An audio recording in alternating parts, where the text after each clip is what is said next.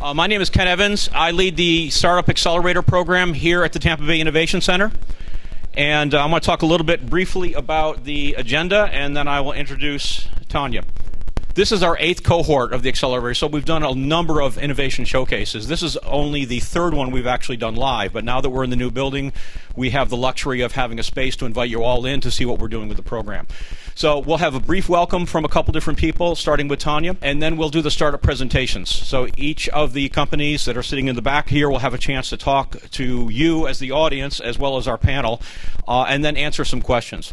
After that, we have Kathy Wood and 2 of her research folks coming in from ARK Invest to do a quick fireside chat. And then we'll do an alumni update. We have Christina Dills, somewhere in the audience, I hope, to join us. And that's been kind of been a tradition, is to bring back one of our alumni and talk about the successes, talk about the journey through the Accelerator and after the Accelerator. So with that, I'd like to invite up Tonya Elmore, the President and CEO of the Tampa Bay Innovation Center.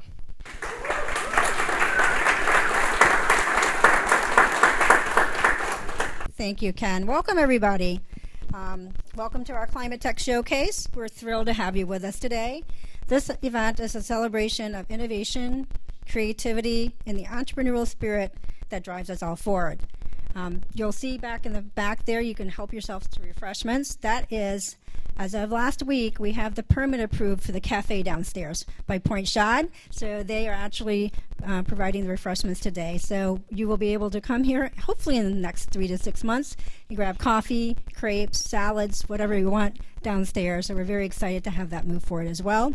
And then another announcement is Haley Myatt, where are you?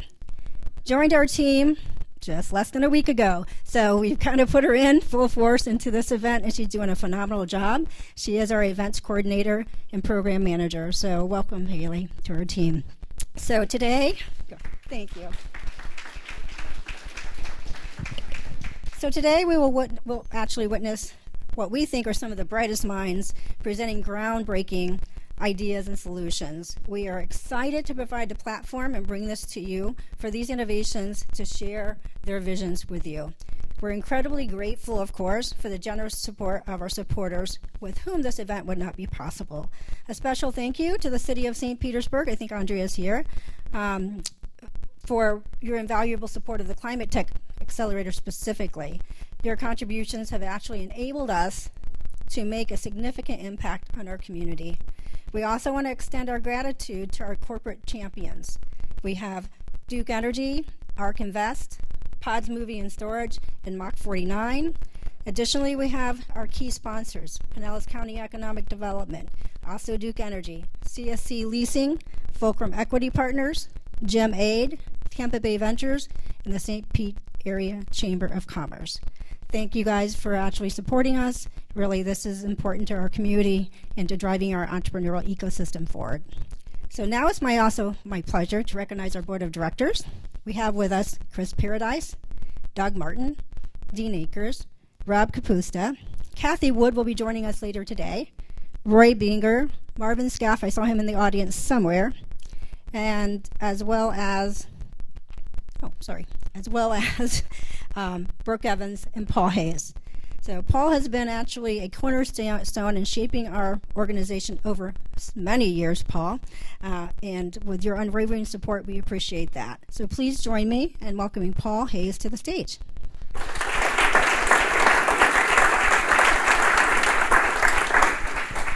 Good morning, everyone.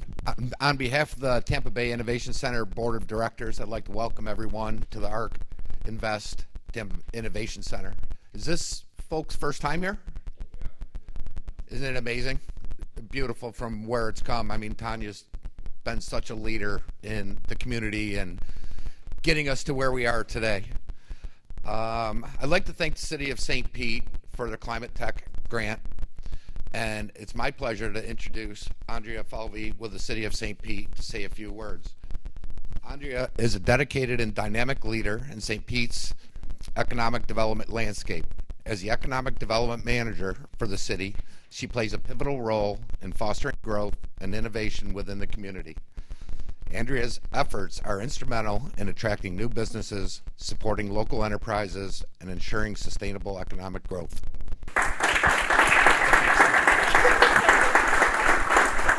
Good morning. Good morning. Like Paul said, I'm Andrea Falvey. I'm the Economic Development Manager for the City of St. Petersburg. On behalf of Mayor Welch, his entire administration, and City Council, I just want to welcome you all to St. Pete and here to the ARC Innovation Center. As many of you all know, where we sit, this facility represents a historic collaboration between the United States Economic Development Administration, Pinellas County, and the city. So we're ARC Investment Management and the Tampa Bay Innovation Center. So we're so happy to have you all here. Today is such an exciting day because it brings together a few things that are so important to Mayor Welch and to me personally: sustainability, innovation, creativity, and entrepreneurship. So those are things that we hold so dear here in the city. And I just want to say best of luck to all the founders. You all are so important to the fabric of our community. And I would ask you that as you grow your company, find ways to engage with the city and Pinellas County, because again, you all are so important that keep the vibrancy and the dynamic nature of our community. So again, you're most welcome, and best of luck. And I'm not sure who I'm going to now. Ken, am I going to you? Okay, there you go.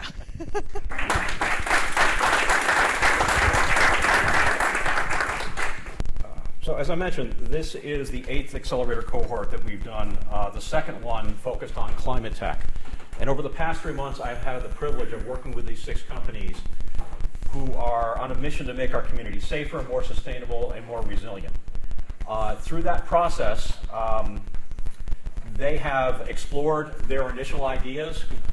We've challenged a lot of their assumptions, and we've made sure that they are on a path to actually create a sustainable company. So we greatly appreciate the time and the effort of the 6 companies and the many founders that have put in and invested in this program, because it does take a lot of work.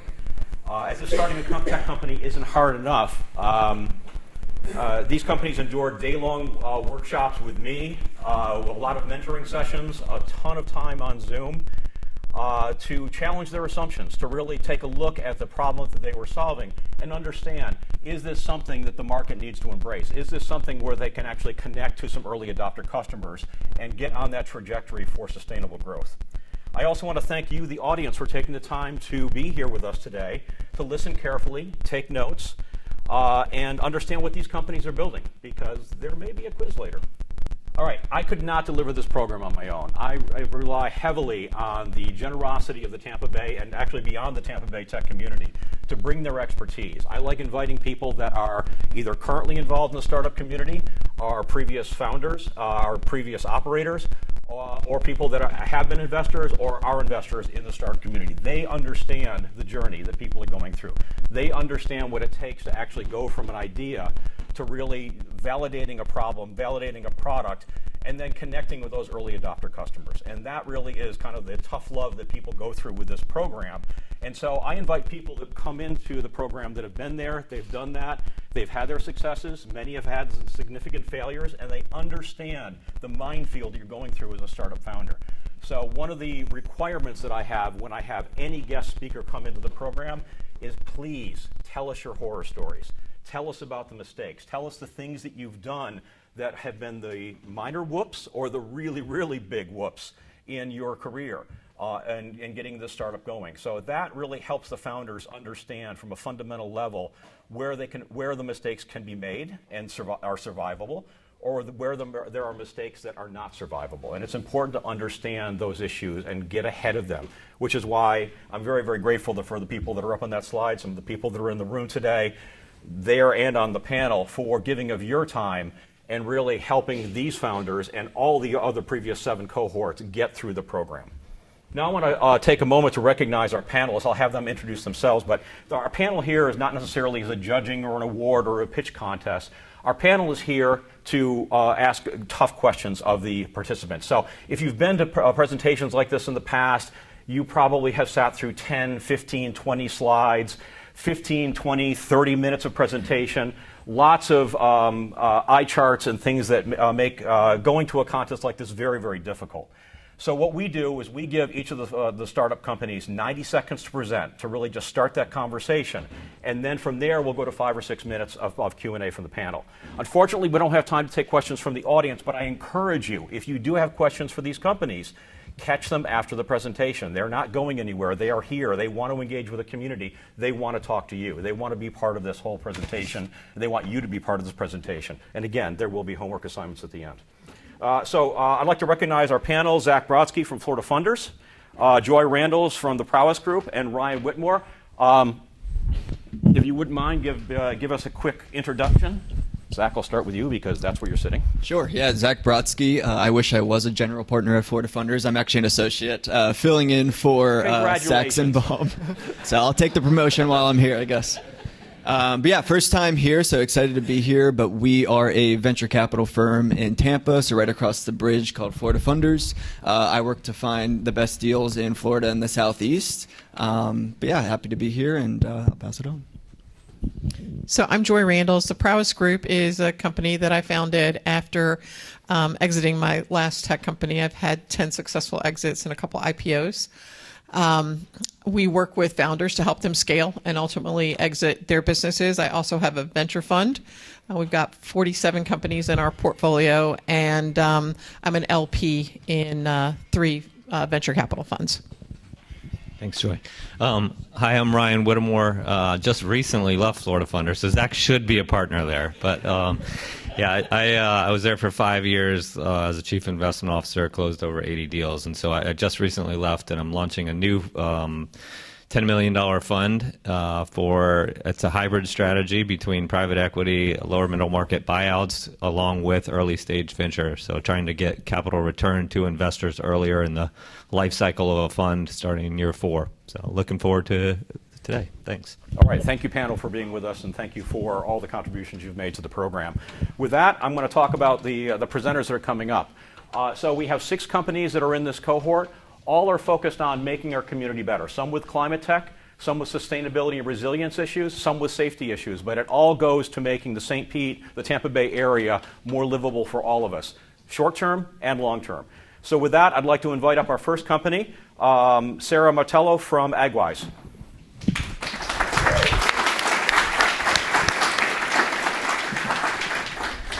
So in the next 25 years, we have to increase agriculture production by 60% to feed the growing population. This is an issue, and here's why. In the last 15 years, we have lost 200,000 farms in this country while depleting 20% of available fresh water. Agriculture is responsible for 1/4 of all GHG emissions, while the runoff from over-application of fertilizer goes into our waterways, creating dead zones and what we know here as red tide. In order for us to meet this growing food demand, farmers need to find a better way to do things. They need to increase productivity and climate resiliency through precision ag tech. This is why we started AgWise. AgWise is a SaaS-based platform turning farm data into real-time analytics, actionable insights, and precision ag technology. This is how we make money. We charge on an annual enterprise license plus a per-use basis on a per animal, per acre, per carbon intensity score, per precision recommendation. For example, our product that we launched this summer, Full Year Scripts, we charge $5.50 per recommendation, and we're saving farmers an $800 per field in nutrient application. We have momentum. Since starting AgWise in 2023, we had 61,000 our first year, and we have tripled that already this year, and we're projecting to do 600,000 by the end of the year. AgWise is positioning itself to revolutionize agriculture to ensure food security and climate resiliency for years to come. Thank you.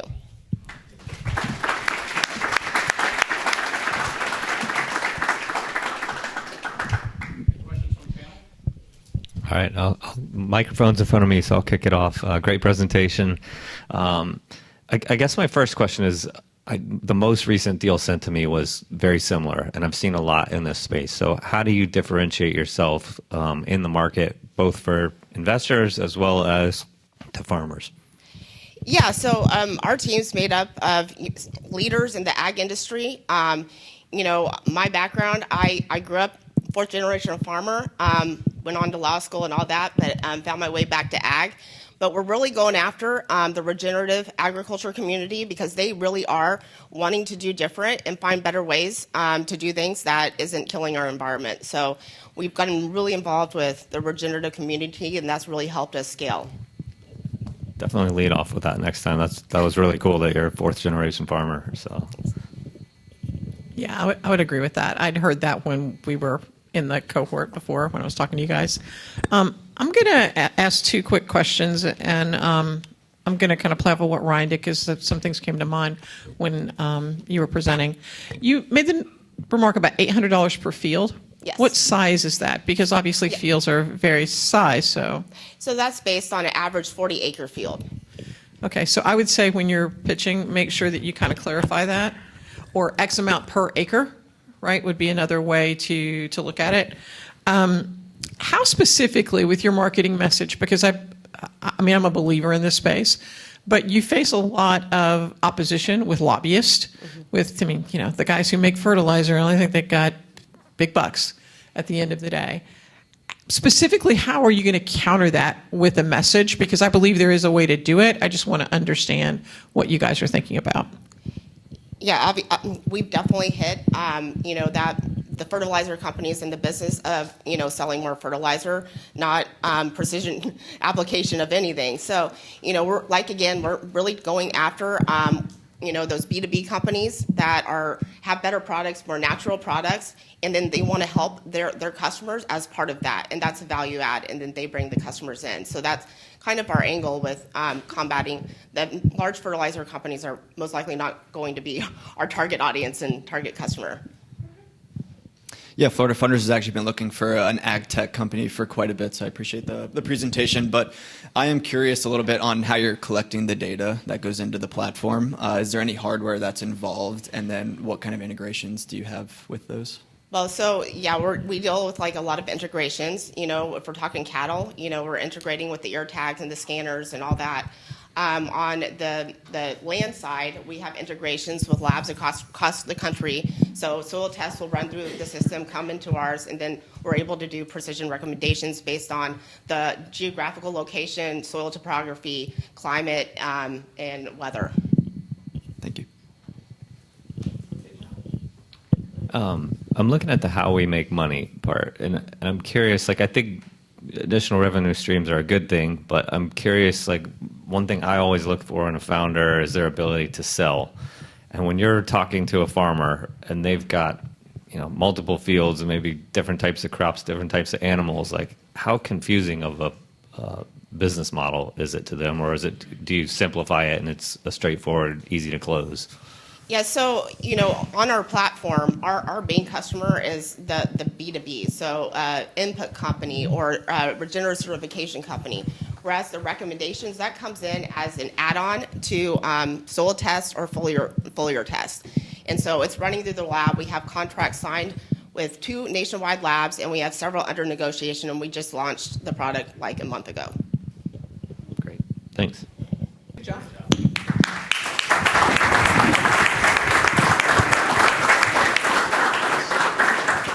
All right. All right, thank you, Sarah. All right, next up we have Raina Bertash from Copper.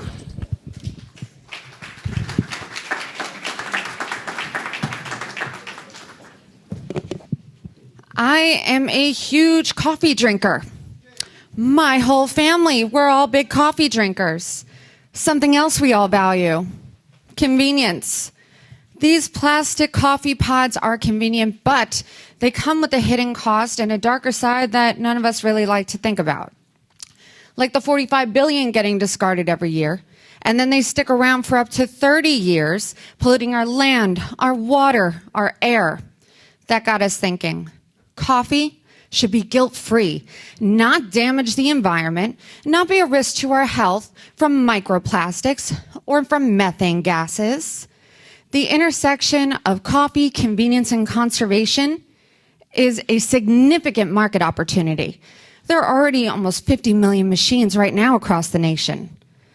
That's why for the past 5 years, Copper has been securing 7 patents, developing a plant-based, home compostable, plastic-free coffee pod that will break down within 90 days, and a countertop coffee pod maker that is ready to be scaled for a subscription service that is targeting early adopters who want value, like savings of over $300 a year, who care about their coffee experience, their health, and the environment. And then B2B, where we're going to be working with stores, roasters, and hotels. Over the next few months by year end, we will be making 3 more of these coffee pod makers to further test and to work with our product, and then developing more cups that we could distribute to industry leaders and taste makers. So this way we can build that momentum, build a new audience, and reach out there and to get more pre-orders. As an emerging food tech manufacturer, Cupper is excited about joining the circular economy with our plant-based coffee pods. So no matter where they end up, they will always decompose no matter what. These are the problem. Join Cupper in the solution. Thank you.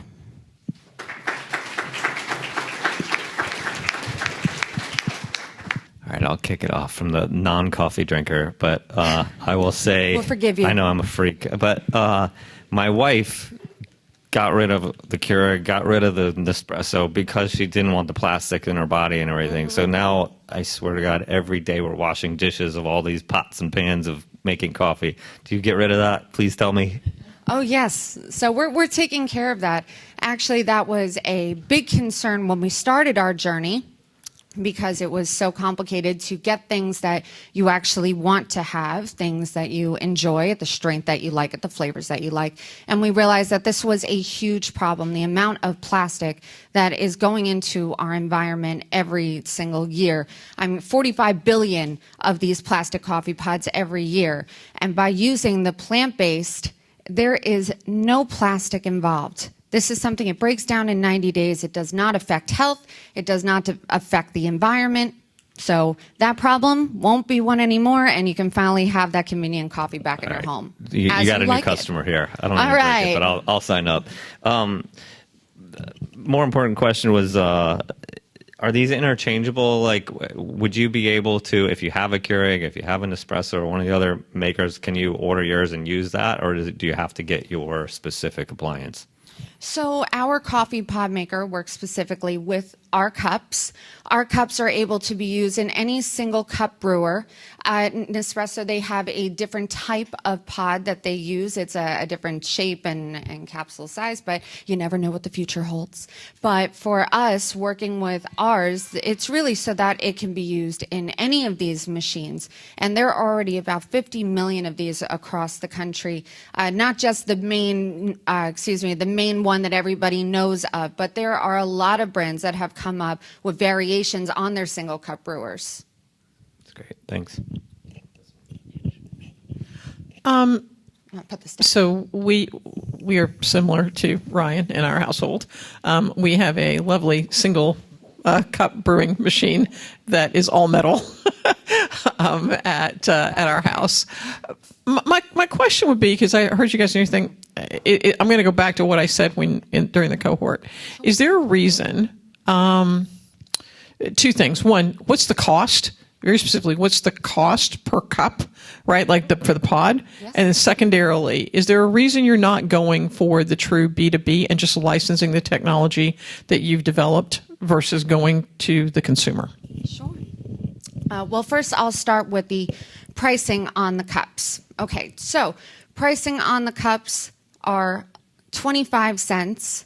And for us to make them, it's 10, so we're making 15 cents. Just so you know, when you're at the store, the average cup runs between 90 cents and $1 with the coffee. However, using our machine, it would be half of that number. So that's why you're saving hundreds of dollars a year, because it's always half.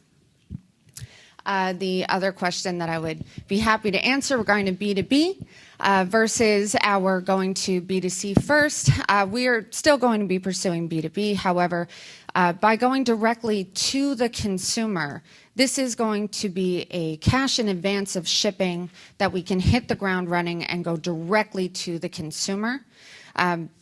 If we were trying to do something more like a big box or something like that, you know, it's of course putting out a lot of inventory and things along that line. So hang on, not big box, very, very specifically, going and licensing your technology Yes. to pick a coffee product, I don't care, at the end of the day. So that isn't a cash up front. Oh, I'm That's sorry, actually why you're leveraging asking- their money. Right. So with going to direct to our consumers, we also have an ability to control the subscription-based model that we're working with. We know exactly who is buying it. We're able to contact them directly to make that work.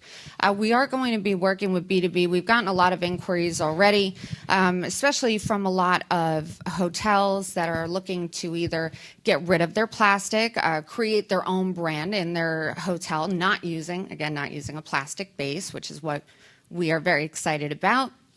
But this is a very quick, simple way of going directly to the consumer to get it out there, but we're not going to exclude them.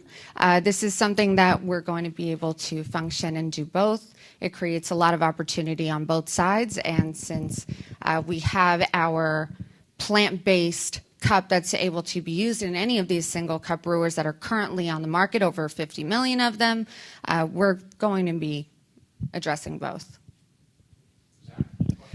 Yeah, I'm a big coffee drinker, so I appreciate it. As am I. And I'm curious, obviously this is a crowded space. We've talked about competition a little bit already, but just kind of diving a little bit deeper. I use the Nespresso refillable pods, so I'm just curious, the differentiator there, why would somebody choose this product over that one, and kind of what is your marketing strategy there? Sorry, you mean over the ones that you fill up one at a time? Correct. So it's like Well- it's like a silicone kind of pod that you can put in there and reuse multiple times. I'm so glad he asked that question. So this was actually something that helped to get us started. We ran out of coffee and said, oh, well, I have one of those, a little single fillers. I don't know how you feel in particular about them, but they never seem to come out correctly. They don't taste how you would want them to, like a fresh pot of brewed coffee that you actually enjoy. Or they make a complete mess, or the grinds end up in your coffee. Or you go to clean it and they don't get clean enough because of all the tiny, tiny little holes that are in there. I went to make 2 in a row and I burnt my hand pretty terribly, and that was where we said, why is there not something you could just take out, crank out a bunch of cups and put it away and have it actually taste good and not have all those grinds sitting in your coffee? So that was something that helped to get things started, because all of those that are single cup like that, they don't work the same way. They don't taste the same, they're messy, and they always end up not being what you want. And why should the consumer not have what they want, much less in their own home, and for half the cost? I have to agree with you, because I wouldn't say I'm completely satisfied with using it. So we'll have to give this one a try. And then I'm also curious. I'm also curious, I see the 7 patents there. Did you have to go through any kind of FDA approvals? Oh, absolutely. We wanted to make sure that this was completely protected. So anything that is touching something that is going to be consumed by somebody needs to be safe. So yes, it is FDA approved. Actually, the material that we're using was specially formulated for us because we found out it wasn't 100%. And we said, well, if it's not 100%, then it's the wrong percent. So they had to go and reformulate that for us. Awesome. Which we're very happy and excited about. From my perception as a non-coffee drinker, some coffee drinkers are very particular about their taste. Like, how do you break the addiction of one brand to get them to try yours? How do you get them to try it? And then obviously, hopefully, they're hooked. They love the taste and everything. Sure.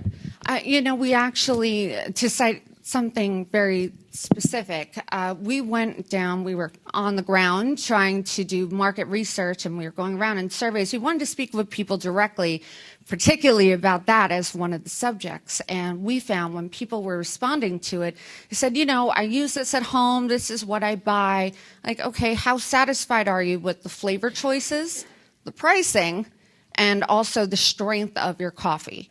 And often it was one of those that was a big problem. And of course, plant-based became a very large issue because of the microplastics and polluting the environment.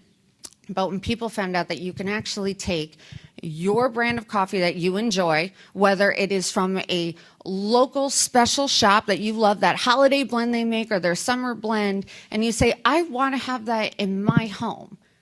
And I don't want it to cost me a fortune. I don't want it to be complicated. This is something they can bring home, and they can quickly make a few of their own cups or however many they would like. Really, a pound of coffee should make you 40 cups of coffee as opposed to when you go to the supermarket. But this way, people are excited to have the flavors that they want to try, which has been something that they're saying, oh, I can have what I like at the strength I want it, as opposed to what they're allowing you to have, the only options that they're giving you.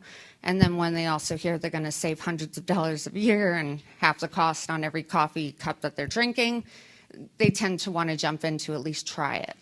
I'm pretty sure every woman in America is about to go on that pumpkin spice kick in about a month and a half. So hopefully you got that one. I'm sure we are very excited because we only just started taking pre-orders over the past few weeks, and our goal for the year was 100, and we're already halfway there. Great presentation. Thank you so much. Thank you for having me.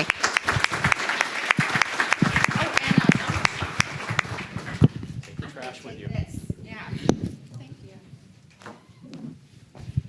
All right, thank you, Rita. All right, next up we have Nadia Ahmad from Mudder.AI. Palm Beach County's disaster preparedness plan is a 3-page PDF document from 2016. All 67 counties in Florida get a 3-hour-old PowerPoint presentation in the cases of extreme hurricane disasters. That's unacceptable.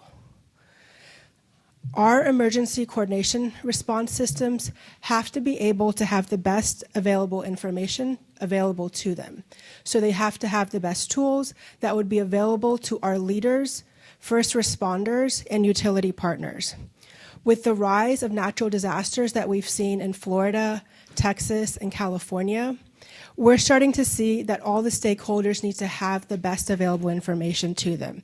And so what Mudder.AI does is it takes satellite and drone data along with different types of social media analytics with machine learning and integrates them in a way that can provide near real-time data. And this is done to be able to provide faster and more efficient emergency response coordination. We've gained significant traction already. We have secured a Yale Planetary Solutions grant in the amount of $100,000. And we also have completed the National Science Foundation's Innovation Core program. We are also backed by Yale Ventures and Climate Haven. And so our product is a SaaS platform, and it's really focusing right now on providing resources to insurance companies that are insuring residences in commercial enterprises and agricultural lands in Florida, California, and Texas. We are also primarily focusing on these markets, but going forward, we know that the problem of climate resilience along with the issue of disaster management is a global issue. And so that's why we're also seeking to partner with the United Nations Early Warning Systems for All initiative. And we really ask you to invest in Mudder.AI so that together we can build a more resilient future to save lives and property. Thank you.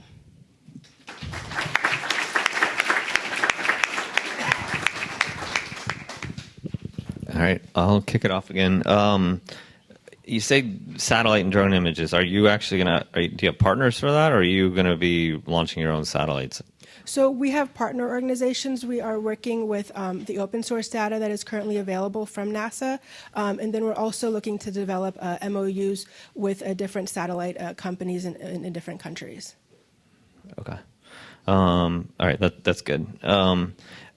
So one of my fears is, you talked about the 3-page memo.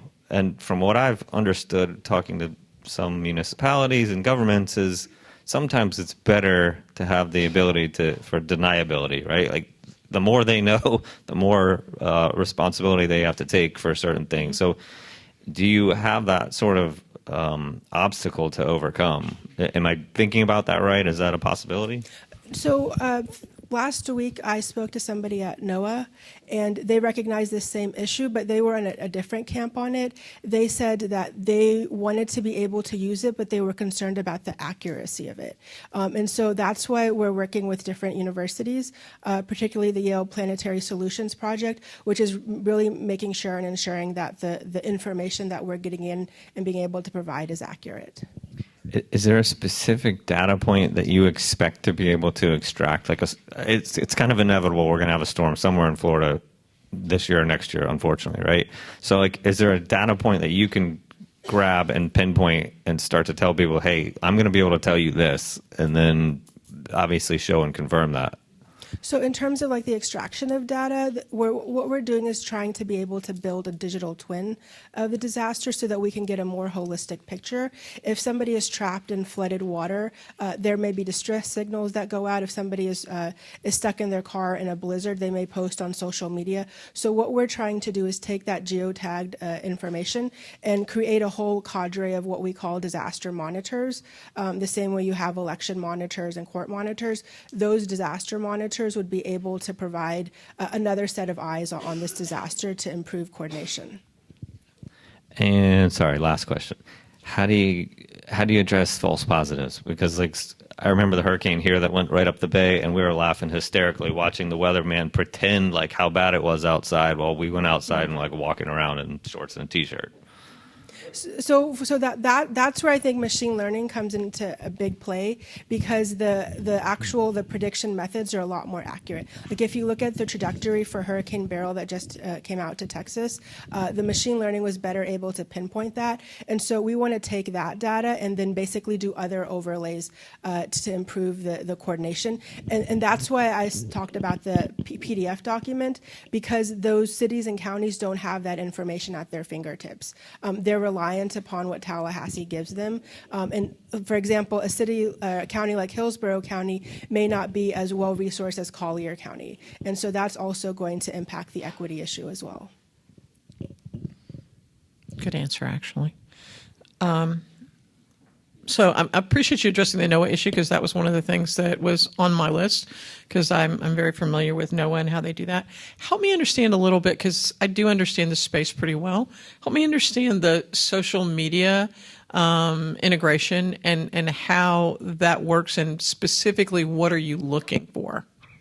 So what we're looking in terms of like aggregating data, we want to be able to pull from social media hashtags, but also from keywords. And so that keyword aggregation is important, because typically that will be very expensive to be able to get the API for that. But by doing this through research partnerships and also working with different tech companies, we hope to be able to aggregate this data and to provide a better, more holistic picture of what's happening on the ground. And so the other thing that we're different than other companies that are operating in this space, we don't just want to create our own interface. We want to create the interface and basically give it to those cities and counties so they can integrate it into whatever they're already using. So like if there's a hurricane that happens, like there's an emergency operations center, everybody is working, but everybody's working at different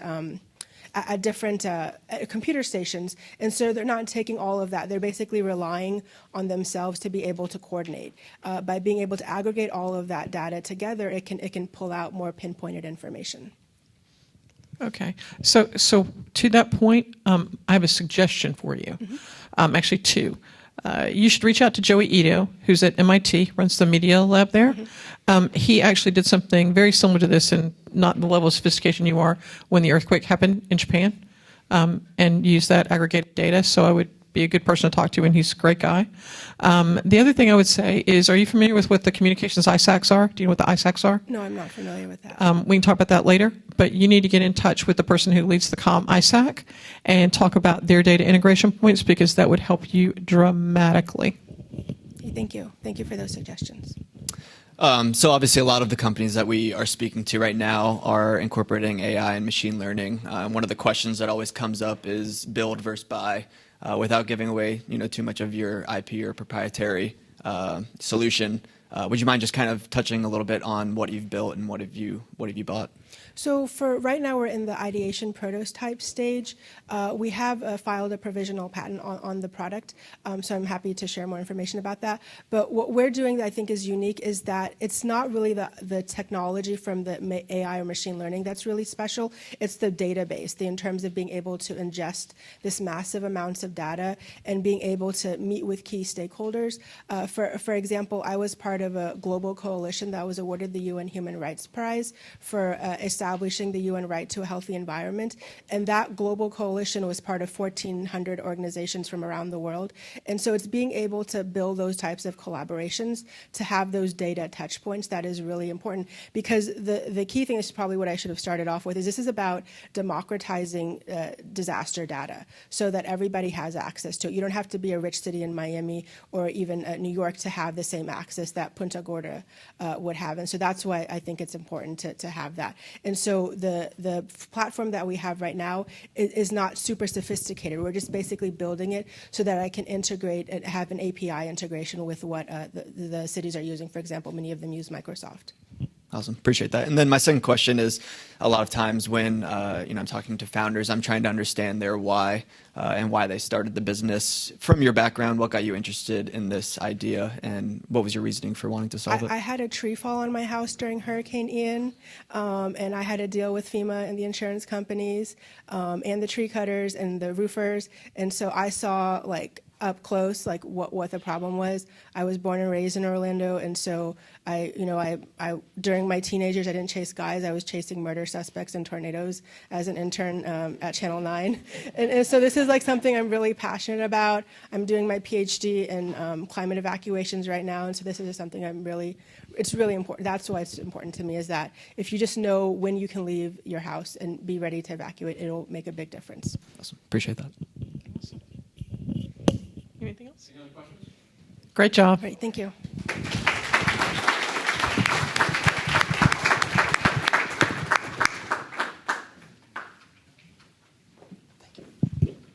Thank you, Nadia. Okay, next up we have Cole Smith from NumaNotes. Cole, come on up.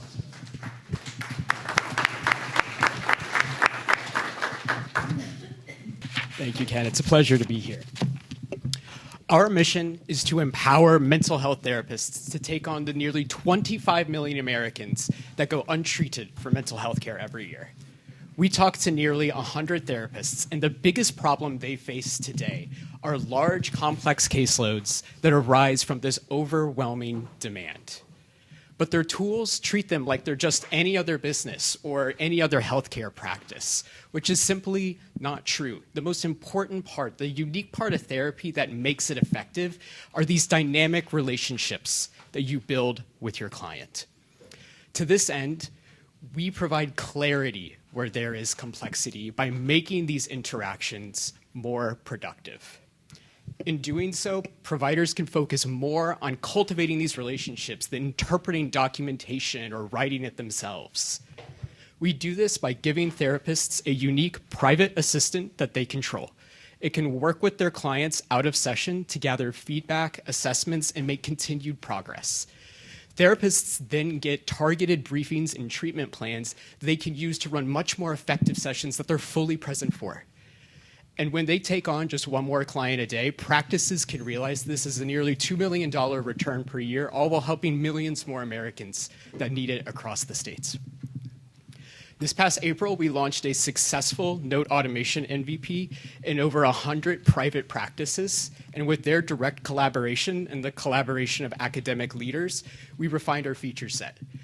With the help of our new co-founder, we aim to pilot our therapy assistant in up to 3 large practices within the coming months. And next year, we hope to do enterprise deals with large telehealth companies. Thank you.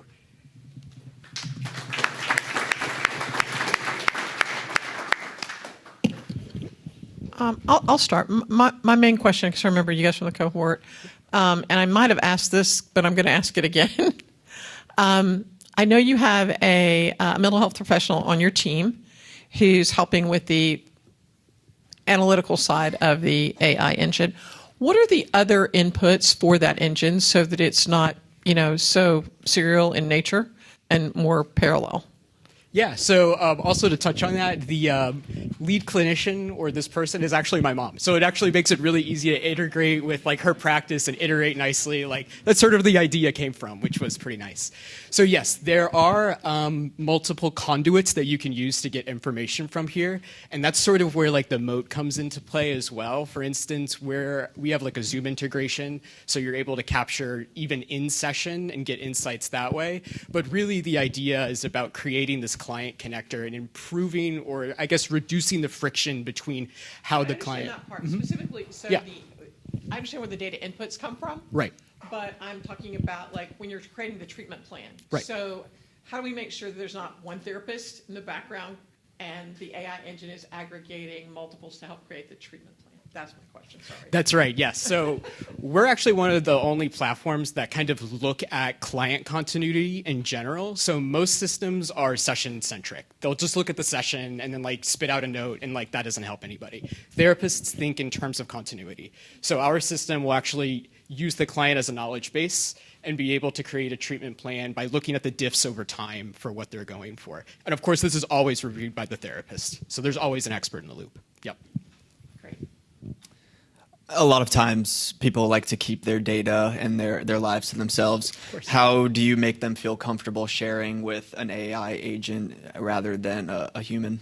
Yeah, and I think a lot of people use AI actually for that particular reason. It feels more confidential, right? I mean, in a lot of ways, you're kind of talking at a wall. It feels like it's actually very akin to journaling. So the use case there is a lot like you are kind of getting your thoughts out on paper without necessarily having somebody in front of you. And we find this to be really effective for clients, and they're going to things like Claude and ChatGPT in order to do that. But your therapist doesn't see that, and it doesn't actually help you in your treatment plan because you have to go back and recap all of that sort of thing during the session. So wouldn't it be nice if your therapist could view that for your next session and you could focus completely on the treatment rather than kind of getting them up to speed of what you talked to the chatbot about?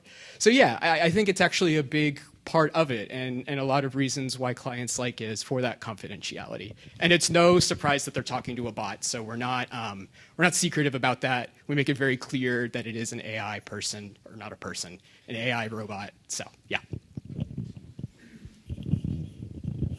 I want to walk through the math a little bit because you said creates $2 million a year for practices. I'm looking at the large practices partnership. So what is like the typical practice? I mostly all seen very small practices or even individuals. Like, talk a little bit about that. Yeah, so this comes in like a few different flavors, right? To your point, those small practices might even be one person. A lot of times we call that private practice. That number comes from an average number that we tend to target as our target customer, which would be about 50 to 60 providers. So this would be like you're getting into like larger telehealth companies. They might do therapy like not necessarily local to them. We estimate that if they take one more session a day, they'll break even after just one session by using our platform, because it's about $100 per month. They can save up to $30,000 per year, so multiply that by around 66 and you get $2 million. Okay. What's the differentiation that you have? Like, I know Florida Funders just invested in one very similar. There's a lot that are being promoted right now. So what's your differentiating factor? I'm really glad you asked this, because this is exactly, we actually went through like a bit of a pivot to get to this idea for that very particular reason. So what we found today is a lot of these tools, like I said, are session centric. And this actually does not help therapists. A lot of times they take a stance on time saving, but your washing machine helps you save time. So you got the same value proposition as that. We improve this by actually connecting with the client. So it's not necessarily about just like writing your note for the session. That usually doesn't help them. They know how to do that. What helps them is running a more effective session because they have the right context going into that sort of thing. So in this way, the clients can make progress while you're not necessarily there. So you're actually able to multiply the care that you're giving to people. It's not just like this synchronous, see you next session and your treatment stops there. You're not actually saving time because you're not actually furthering the treatment of your clients. You're just like, saving time with automation and notes and things like that. And we found that it actually doesn't work. We've got some family friends that use something similar at their practices, and they're just as burnt out, if not more, than they've ever been. So that's why we're going down this path instead. Nadia had a great answer to this. So what was your reasoning for starting this? Yeah, so it was two reasons, and I love this field because everybody has walked their own path in it. Whenever I talk to them, and it's really nice to exchange stories, like when you're talking with people in the industry about that sort of thing. It started to help my mom. It started because she was working hours into the night, not being able to do anything else after 6 sessions a day and feeling really burnt out from that sort of thing. It came from myself, trying to find a therapist and seeing wait lists and things like that. I wanted to make it more accessible for people. And I wanted to do it in a way where we're helping out the people that are helping us. Great answer. Great job. Thank you.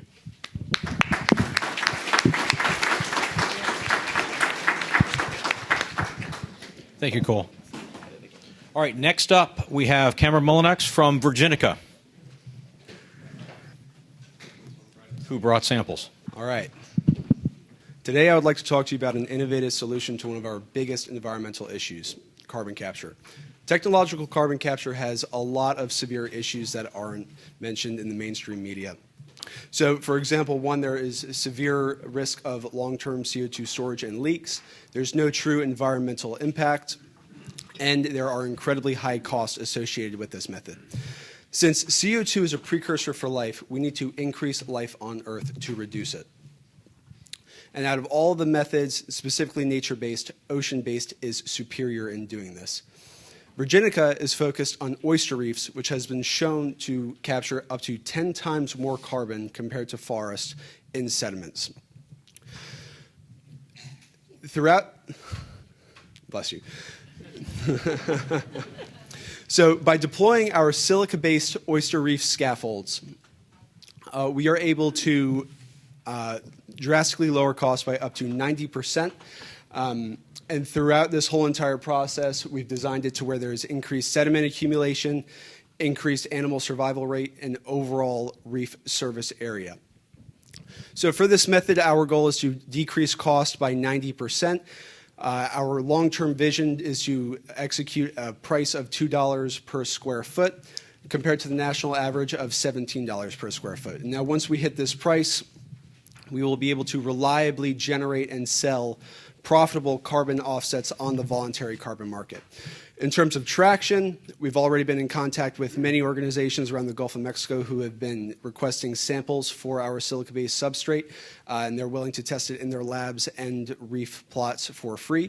And by the end of this year, we hope to produce 100 full-sized 1 cubic meter scaffolds for our pilot projects, and that will put us on the long-term path to build large-scale ecosystems. Thank you so much, and welcome to the future of ocean-based carbon capture.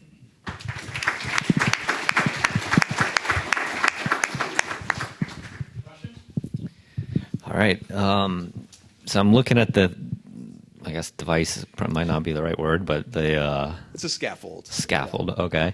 How does that stay in place? Yeah. So the substrate itself is going to be made out of melted silica sand. Now, generally, we rely on weight within the reef structure to secure it. But over time, there's 5 supporting columns. Those are going to settle and anchor the structure in place in the sand. Okay. And what does it cost to make one of those? So right now, we're working with the manufacturer, and these are really high-tech laser machines. So we're projected to build our first prototypes for a few hundred each, but again, we need to achieve economies of scale to lower the price dramatically to get it about $22 for the whole entire structure. Safe to say that buyers of this would be municipalities or agencies that would buy this like by the acre? Absolutely, yeah. So one of the biggest things after talking to the organizations in the Gulf of Mexico, they need to lower our costs dramatically. So opposed to the $740,000 on average an acre for here in the Gulf of Mexico, we're going to get it around 80. So if we lower the cost, they could drastically increase scale.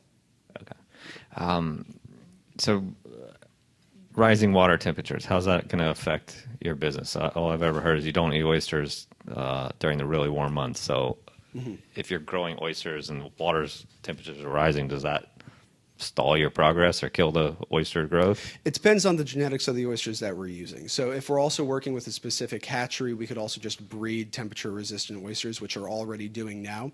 In certain restoration projects, we have not really seen issues in calcifying organisms. So that model is basically projected for the future on basically what would happen if we don't either reduce emissions or we don't sequester 50 billion tons of carbon. So as of right now, that's not a major issue. In the Gulf of Mexico, that issue is basically centered along the northwest corner of the United States, around the Washington area. That I've seen reports of, but here in the Gulf of Mexico, that's not to worry about. If anyone ever wonders why it's interesting to be in our business, you learn something every day. Temperature-resistant oyster growth. That's mind-boggling, but that's cool. Thanks. Yeah, they started doing those up in Apalachicola Bay a while back. So, Cameron, talk a little bit. One of the things that you didn't really talk about, but I kind of know a little bit.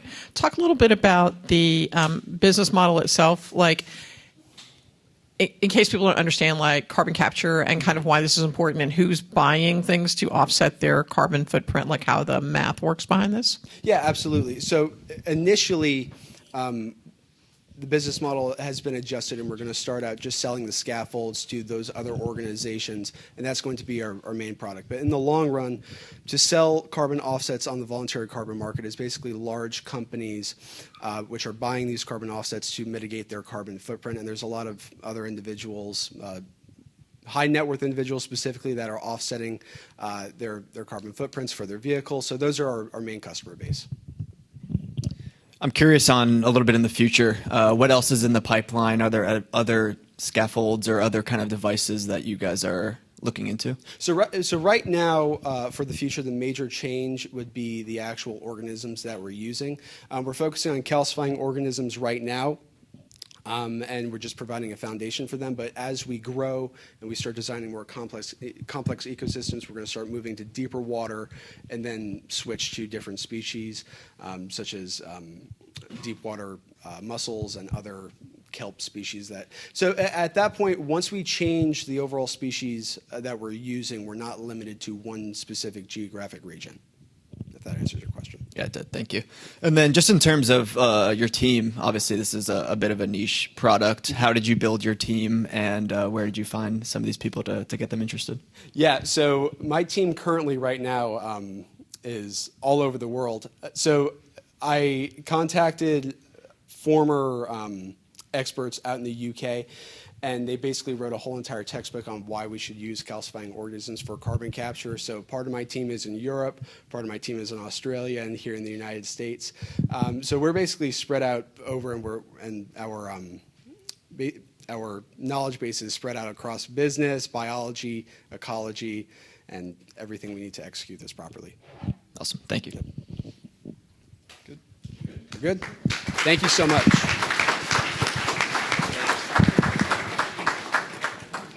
All right, thank you, Cameron. And last up, we have Ian Anise from Zing Drone Solutions.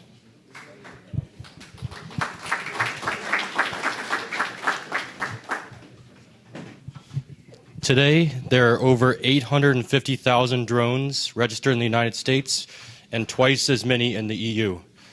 So basically, there's sorry. So with this many drones registered in the US and the EU, they can be used for good operations or for bad operations. So there's, sorry, blanking. Let me start over. So today you can buy a drone at Best Buy, and that drone can fly up to 10 miles, and it can fly thousands of feet in the air. So you can think with that technology, with something like that, you can use it for good or for bad purposes. A lot of people today are using it for bad purposes. They're doing things like flying over prisons, doing contraband deliveries. They're also doing airport incursions. And these are the kind of things that we need to avoid. The current market for this counter UAS technology to avoid these bad operators is growing at a 25% annual rate to $7.5 billion in 2032. And the FAA has actually developed technology called remote ID, which is basically a digital license plate for drones. The problem is that law enforcement and federal agencies don't have a way to effectively and economically use that technology today. So, for example, you saw 2 weeks ago someone used a drone to basically plan an assassination attempt, and they just flew the drone 2 hours before they did that, and no one was able to track them. So our solution, Zscan, is the way that we're able to track these drone pilots economically and efficiently. It's a hard case system. It's got 2 very powerful antennas, and it also has a 3D map on it so that the operator can quickly pinpoint exactly where the drone pilot is. So anywhere within a 2-mile geofenced area, the second a drone enters that geofence, our scanner will tell them exactly where the pilot is. They can go find them and neutralize the threat. So we have a proven track record in bringing products to market. Last year, we launched our ZRID product, and we have sold that to over 1,300 unique paying customers. And we think that the Zscan opportunity is even bigger than that. So we just recently got accepted into the Oregon UAS Accelerator. My whole team moved out to Oregon to prove our technology at the Drone Proving Grounds of America in Pendleton. So our goal by the end of this year is to get our new product, the Zscan, in the hands of 100 paying customers. Thank you.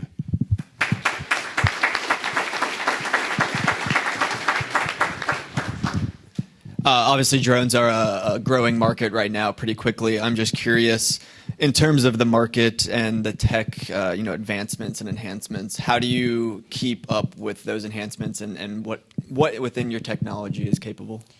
Yeah, so the new regulation from the FAA is required for every single drone now and moving into the future. This remote ID digital license plate technology is built into every single drone that's manufactured 2022 and further. And also our technology, what we're going to be doing over the next few months is using just RF frequencies rather than the remote ID technology itself to detect anything in the airspace. So not just the remote ID compliant drones, but also the non-compliant drones. And then I think you said it was a specific range. I forget the exact number.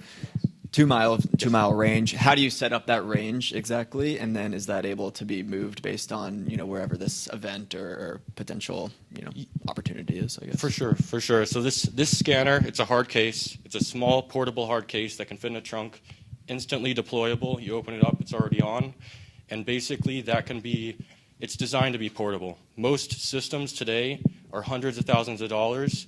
And their infrastructure that has to be set on the ground and basically installed at a location. Our system is instantly deployable, and with the long-range antennas, it can pick up signals as far as the drone can transmit them. So basically, as far as the operator can connect to the drone, that's how far our system can pick up the drone and its pilot's location. So I'm glad you addressed the non-compliant issue because I'm part of a cyber group and this has come up numerous times in the last couple of months. You could also hit on the fact you can use it to spy on your competitive Olympic teams. Good thing to use for drones. Yeah. What is the cost per unit? What's the cost to the customer per unit? What's the cost for you to make it? For sure. So our most recent product, the ZRID, it costs us around $60 per unit to make it. We're focused on making it in the USA, so our manufacturers are in San Diego and San Jose. So the cost per unit for the actual Zscan is going to be around $250, and we're planning to sell it for around $4,000 to $5,000. Is the target customer, I assume, law enforcement? Yes, that's correct. And how many, like a typical law enforcement agency, like let's say Tampa Police Department, how many of these would you be selling them? So around the United States right now, there's 18,000 law enforcement agencies. 2,000 of those currently have drone departments. And we would be selling it basically to them for, we would probably start with a single unit. And our goal For example, like Miami PD and NYPD, this is designed to be a product that can fit in the trunk of a police vehicle. So any police vehicle, they could instantly deploy this if they could see a drone threat. Say somebody reports a drone spying on them, things like that. Before, there was no way to actually find that pilot. Now with this system, you can open it up, instantly pinpoint where the pilot is, go and find them, and solve that problem. And just to confirm, is the idea for maybe one-off types of events, planned events, something like that, the parade, or like you said, a rally or sporting event, something like that? Yeah, so it'll be flexible, so they can use it for those single events at like a stadium, a parade, a rally, anything like that. And it can also be instantly deployable if there's a drone threat that pops up anywhere in the city. So both use cases it'll meet.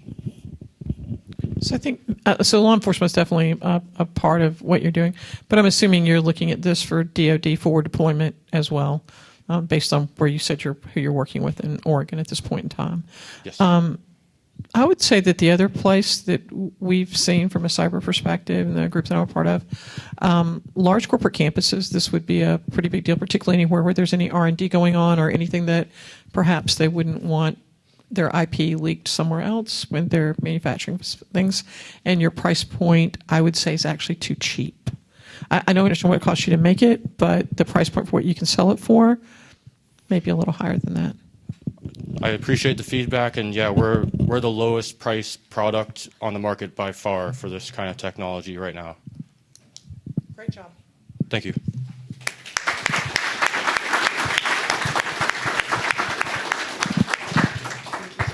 Thank you very much, Ian. All right, we're running a little bit ahead of schedule, so I'm going to bring up Christina to talk about the alumni update. So bear with us just a second here.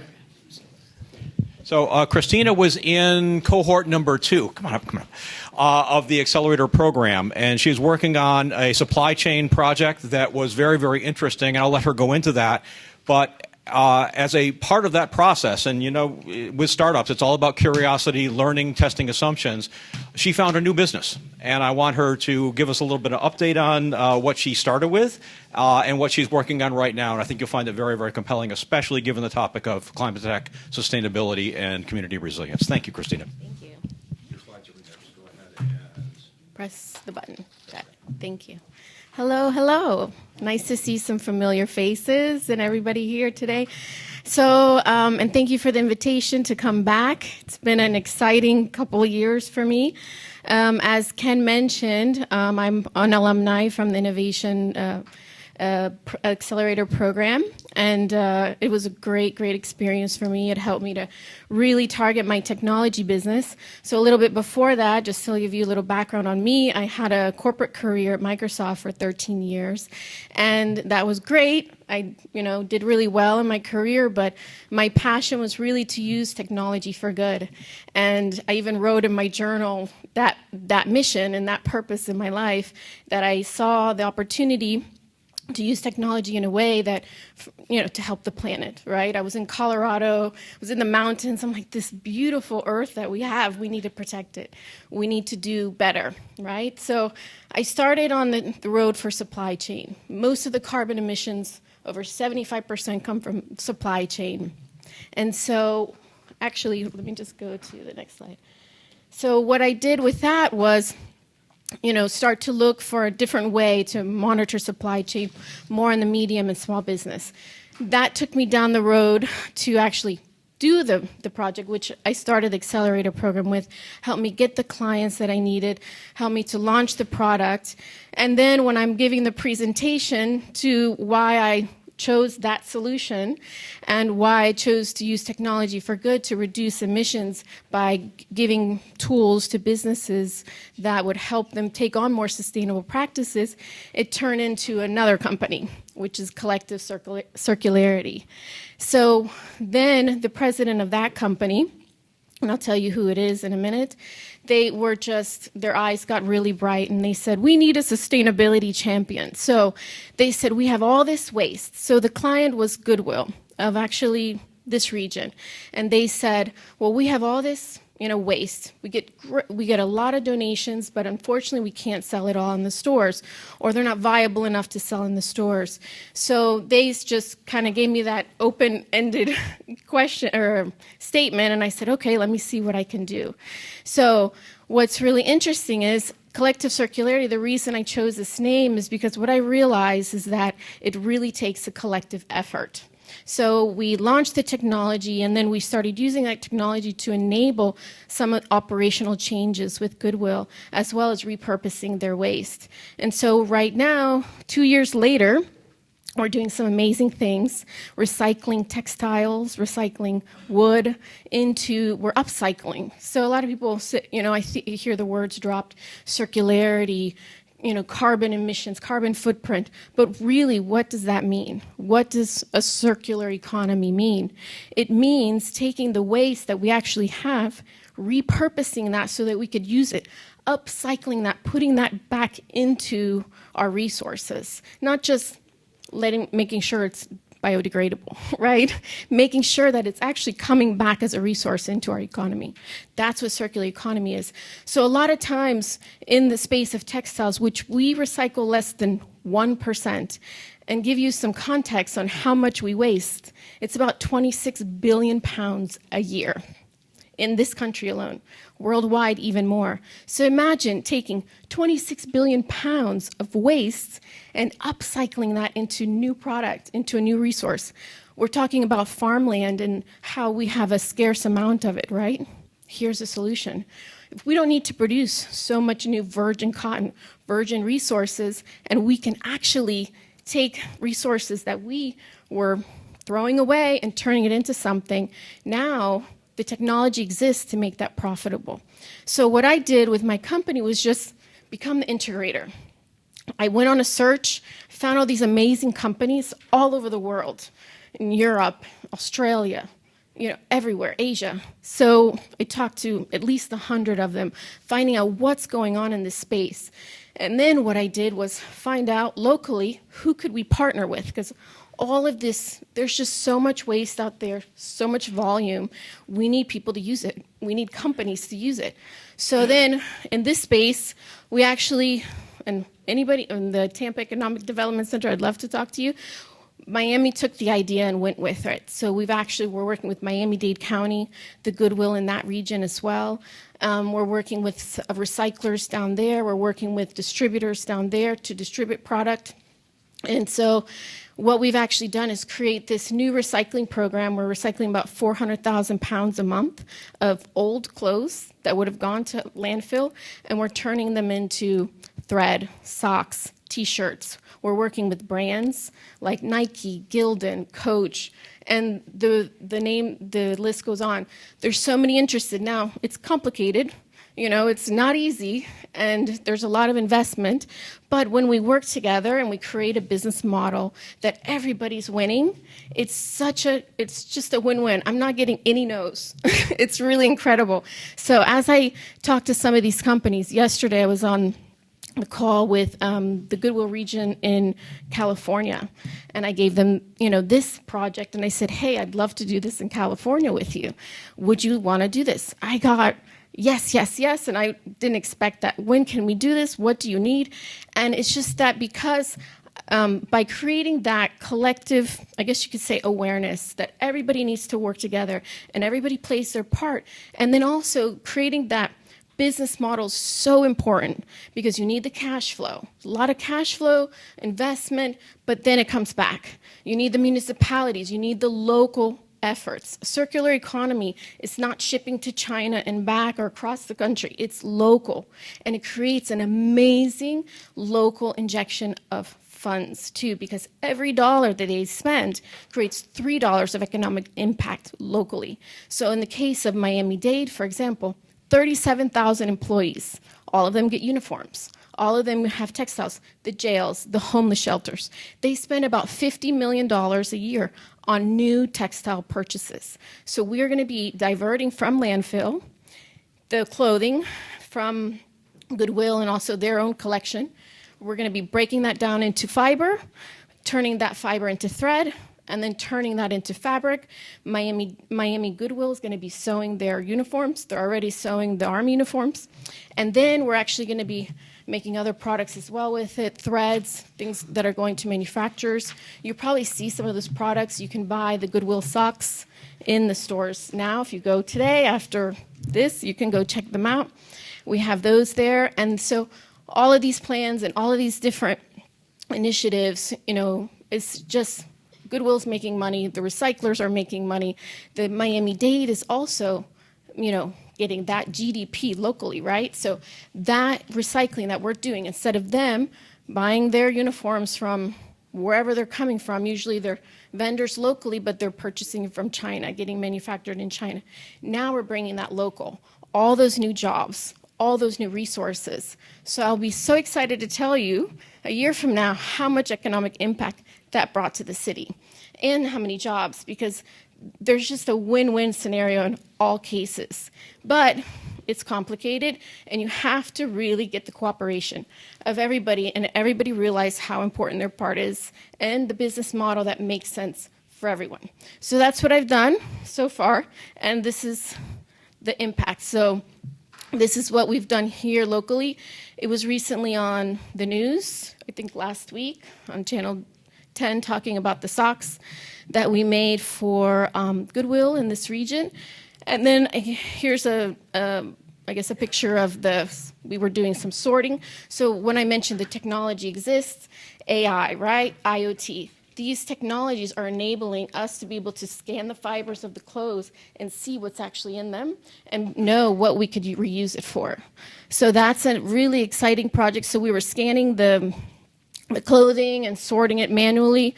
Now we're investing in the machinery and everything and automating that, but this was the pilot. And then the sensor, so this is Smart Edge, so that's where my other company comes in. We connected it to the supply chain of all of these resources so that we could properly manage and divert them and move them around. But it's using the new LoRa sensors, so there's no hardware, there's no heavy hardware. We're able to track and trace everything pretty seamlessly. And so we put all this together so that we can actually make an impact. So it's going, and it's the first in this country recycling used clothes. Big difference. They've been recycling, but post-manufacturing, so scraps from manufacturers. Not much in this country, but now we're actually doing clothes. So imagine we were wasting 26 billion pounds. They're making $6 a pound on these socks. 6 by 26, you can do the math, and that's just socks. If we do other things, that GDP impact is incredible. It's just realizing that, hey, there is a profit. We need to work together. Let's find a way to share the pie together and everybody. And so that's where my company comes in. We get everybody working together. So that's my update. I don't know if I went over time or how I did. I'm good? Okay. And then a little bit about the slides. So this is just a little bit about what we do. And this is the threads, different types of threads that we're offering. Because we also, and then a little bit about the program. Oh, I didn't put it in here with Miami-Dade, but essentially, when we present this to any of the partners or collaborators in this, we really show what the value is for them as well as for their communities, and something that if anybody here today is interested to do it locally, I would love to do it here locally. I've been trying and pushing to do it here locally, but it's just moving a little bit slower than my patience will allow me to be okay with. So if anybody wants to move it faster, come along. There's plenty of jobs in this space, plenty of opportunities, because we're just getting started, really, just getting started. So thank you so much. I mean, I'm open to questions, or if you have time, or no? One. Okay, one question? Anybody? No? Or after. Okay. Well, thank you for listening. I appreciate it. And let's hear from Ken. All right.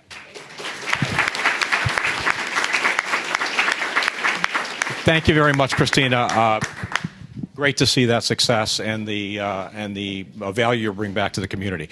So right now, I'm going to turn it back over to Paul to introduce our keynote speaker. I don't know about everyone else. I'm not a big fan of public speaking, so You know, I'd like to congratulate the companies and the presenters and everybody that helped with the program. Ken does a great job with this program. And the folks that presented today, you all did an amazing job. Congratulations. At this time, it's my great pleasure to introduce our next speaker, a visionary leader, a trailblazer in the world of finance and technology. Kathy Woods is the founder, CEO, and CIO of ARK Invest, an investment management firm that focuses on disruptive innovation and cutting-edge technologies. Kathy has been at the forefront of identifying and investing in transformative trends that shape our future. Her forward-thinking approach and deep understanding of emerging technologies have earned her a reputation as one of the most influential figures in finance today. Please join me in welcoming the remarkable Kathy Wood to the stage. Thank you. With Kathy is Sam Corris, an esteemed analyst at ARK Invest. Sam specializes in autonomous technology and robotics, bringing a wealth of knowledge and insight into some of the most transformative and disruptive innovations of our time. Please join me in welcoming Sam to the stage.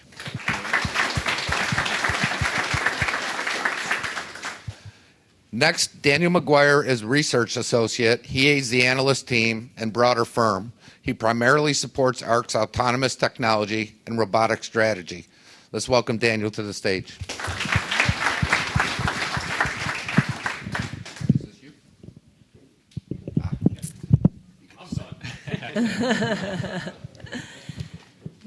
Well, congratulations, Tonya and Ken. Can you hear me? Yes. On another fine program. I was watching the body language as we came in, and you had everybody's attention right up until the end. So that's a very good sign. Hopefully we can wind it up here and keep your attention. First thing I want to say is thank you, Paul, for the wonderful introduction, but these are not my ideas. I have the best research team in the world when it comes to technologically enabled disruptive innovation. And in a moment, we're going to explain to you why the introduction of Sam and Daniel talked about autonomous technology and robotics and how energy and climate change factors into all of this, because they do most of the work in that realm. But before I do that, for those of you who do not know ARK, ARK is an asset management firm. Our focus is exclusively on disruptive innovation, technologically enabled disruptive innovation. And we have focused our research and investing on the 5 major innovation platforms that we believe are evolving today at the same time. That's very important, at the same time, and I'll get into that in a minute. Those 5 platforms are robotics, energy storage, artificial intelligence, blockchain technology, and multi-omic sequencing, the last one in the life sciences space. Now, those 5 innovation platforms involve 14 different technologies, and you can go to our website, ark-invest.com, to see the 14 technologies. Our analyst team, their responsibilities are broken out not by sector, not by industry, not by sub-industry, which is how the traditional research world or asset management world has organized research. Our analyst responsibilities are broken out by technology. Why? We believe these technologies are going to scale across sectors and become mass market opportunities. You know, they are very big ideas. And they're even bigger than even we expected when I founded the firm 10 years ago. They're becoming bigger and bigger because, remember I said at the same time, because these technologies are converging with one another. And some of the most provocative examples are in the autonomous technology and robotic space, which includes energy storage. So when we say convergence, I'll just give you the easiest example to bring this to life, and to compare and contrast what we are doing to the way the rest of the world is focusing on these spaces. It's Tesla. We're known for our research on Tesla. And the reason we're known for it is we did not identify Tesla as an auto company. We identified Tesla as a robotics company, an energy storage company, and an artificial intelligence company. So you've got 3 of our 5 major innovation platforms evolving at the same time in the form of Tesla. So you've got the S-curves associated with each of those technologies feeding one another. And we think they're going to create explosive growth opportunities. I guess we will bring it back to what we're here for today, and that's more around energy. And the first thing that we're trying to do these days is to educate many communities, not just our community, about energy consumption. Is this a bad thing? No, it is not a bad thing. Energy supplies need to grow. If we're going to progress globally, we are going to consume more energy, and that's not a bad thing. Can we do it more efficiently? I think the last 5 to 10 years, the world has been focused on that, and we've made great strides.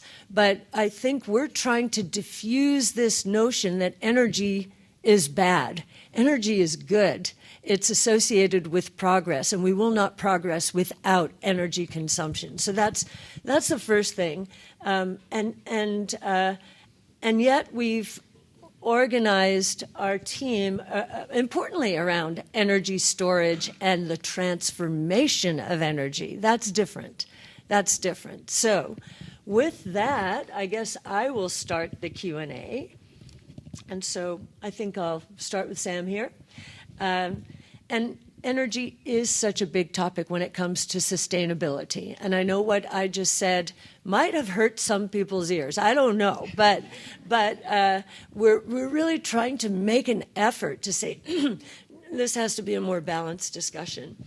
But what do we analyze when we are trying to understand an impactful technology? So I'll start with you, Sam. Yeah, so the key things that we look for are a dramatic cost decline, a technology that's cutting across sectors, and one that can serve as a platform for innovation. And I think the cost decline point is so critical, especially when we talk about why more energy is good. And it sounds counterintuitive to people, but the more energy we need, the better that is for renewables. And the reason is because of the dramatic cost declines that we've had over the past decade and a half, and the ones that are still ahead. And so if you're looking to build new generation for electricity, for power, your best option and your lowest cost option tends to be renewable. And so these two, even though they sound as though they are at odds, really feed into each other in a really impactful way. And so from a modeling perspective, how do we think about it? How do we make our forecasts? We use something called Wright's Law. And I almost wore my Wright's Law t-shirt, but I wore it yesterday, so figured I'd keep a clean shirt for everyone. And Wright's Law says that for every cumulative doubling of production, you get a fixed % cost decline. And this is an incredibly robust tool across a variety of technologies. And one of the key ones, we're talking about energy storage, we'll start with that, is for batteries. And so for lithium-ion batteries, every cumulative doubling in kilowatt hours produced, there's a 28% cost decline associated with that. So when I joined ARC back in 2015, batteries, I think they were around $400 per kilowatt hour, something like that. And everyone had forecasts just on a trailing 5-year basis, not using Wright's Law. And it looked as though battery cost declines had plateaued. And so people were forecasting out and they were saying, okay, maybe there will be 200,000 EVs sold globally in the early 2020s. And that's because it was going to be a niche technology that could only be in super expensive cars. The reality is last year there was 10 million electric vehicles sold. And so when we did our Wright's Law forecast based on production, not based on looking at the past and extrapolating that to the future, we were able to say, okay, battery costs are coming down if they can enter an industry where there's demand for it. And so all of a sudden, you have Tesla who's starting to make compelling electric vehicles and using 1,000 times more batteries in a single car than relative to an iPhone, which is the main driver of demand before electric vehicles. And so this really transforms the industry as we know it and helps us look at the future. But I'm going to pass it to Daniel, because Daniel's done some amazing cost decline work on nuclear as well, and I think this is a very exciting area. But if I can just explain just a little bit more. So this rolls off our tongues, Wright's Law, for every cumulative doubling, the cost associated with each technology declines at a consistent percentage rate. What is cumulative doubling? It's 1 to 2, 2 to 4, 4 to 8. And when Sam was doing our original work on battery costs and how battery or energy storage might scale, we were at a very low level when it came to the auto space. In fact, there were very, very few electric vehicles back then, right? Yeah. Right, very few. I mean, Tesla was just really coming into the mind's eye. And so 1,000 times more batteries than in an iPhone. What Tesla was doing was writing down the cost curve that the consumer electronics industry started for us. If we didn't have laptops and cell phones, we wouldn't have had such a running start. And then Tesla comes along 1,000 times per iPhone, and so the cumulative doubling really then started. And so this idea of costs coming down 28% for every cumulative doubling was very relevant to us.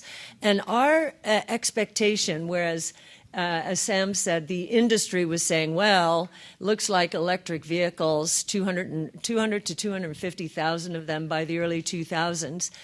We were much higher, in fact, much higher than actually the 10 million. We were at 17 million. But that meant we were so much closer. And why were we wrong? Well, if we're dependent on units growing, well, COVID became a problem. Everything shut down. So just think about how much closer we would have been if that had not happened. I just wanted to explain, we do this all the time. It's second nature to us. And yes, Daniel has done some, I think, very interesting research on nuclear. I was in, many of you might have heard there was a Bitcoin conference in Nashville this past week. They were so interested in the nuclear story. So I'll take it away, Dan. Great. Kathy and Sam didn't misspeak. People don't really associate cost declines with nuclear. It tends to be an industry that's associated with cost overruns and pretty heavy regulatory scrutiny. So what we did is we looked at the historical deployments of nuclear plants in the US, and we noted that prior to certain regulatory changes in the 1970s, nuclear plants, the capital cost was declining at a roughly 20% learning rate in accordance with Wright's Law. So again, for every cumulative doubling of megawatts, so the power per plant deployed, the capital costs were declining by 20%. And if you take that trend and extrapolated it down, assuming certain regulatory changes didn't occur and other external factors, nuclear costs could have been cost competitive with other means of energy such as natural gas, coal plants, which are dominant today. And to Kathy's credit, this isn't the first time. I know Kathy has looked at nuclear energy. I think you and Brett had some previous experience back in the early 90s or end of the 2010. Yes. So in 2010, Brett Winton, who's our chief futurist, had written a big black book that Sanford C. Bernstein is known for their big black books on nuclear energy and how it was the future. 2010. What happened in 2011? Fukushima in Japan. And we were just getting ready to go on a roadshow throughout Europe and Asia to introduce this, this new way of thinking about nuclear, very safe. And, we went through all kinds of reasons nuclear should be coming back into vogue. And then Fukushima happened. And I remember going to Europe and being told by the different sales teams over there, you cannot talk about nuclear. And this was Germany. Merkel was shutting down all of nuclear. Japan, we were going there as well. They had been very open to nuclear before, and they were shutting down as well. So yes, we've come full circle. But if you, and I know that Daniel's work is on our site, you'll see that that change in cost trajectory because of regulation starting in the 70s. So as Daniel said, learning curve, costs were coming down, and then the regulations after Chernobyl and so forth started, and here we are. We're probably where we started, right? Yeah, I don't know if you want to go a little bit more into Sure. nuclear? So maybe the question stemming on people's mind is, well, why is now different to the past? Well, firstly, I think people are a lot more educated about nuclear than they were in the past. And a big push this time around is the governmental support. So the Department of Energy has allocated billions towards developing new nuclear plants, a smaller form called small modular reactor. They've put out several requests for proposals to onshore areas of the fuel cycle, which would traditionally come from Russia, and Kazakhstan is another area. And if you think about the small modular reactors, so modularity, going to Kathy's point of cumulative doubling, rather than waiting for a large nuclear plant, which would maybe have 1 gigawatt of power, take several years and be several billions overrun, a modular plant, in some instances, has the benefit of being manufactured in a factory. And with that, your cumulative doubling occurs a lot faster than it traditionally would with larger nuclear plants.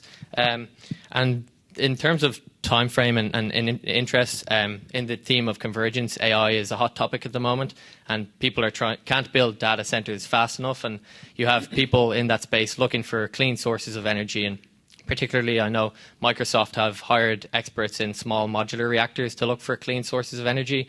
Sam Altman is Mr. AI. He is invested in both nuclear fission and fusion. Oklo is a company that recently went public that he is involved in. And I think, there is kind of a tone shift, it seems. And in addition to that, there's other applications too. Like Kathy mentioned, she was in Nashville. Bitcoin mining is another topic that comes up with nuclear.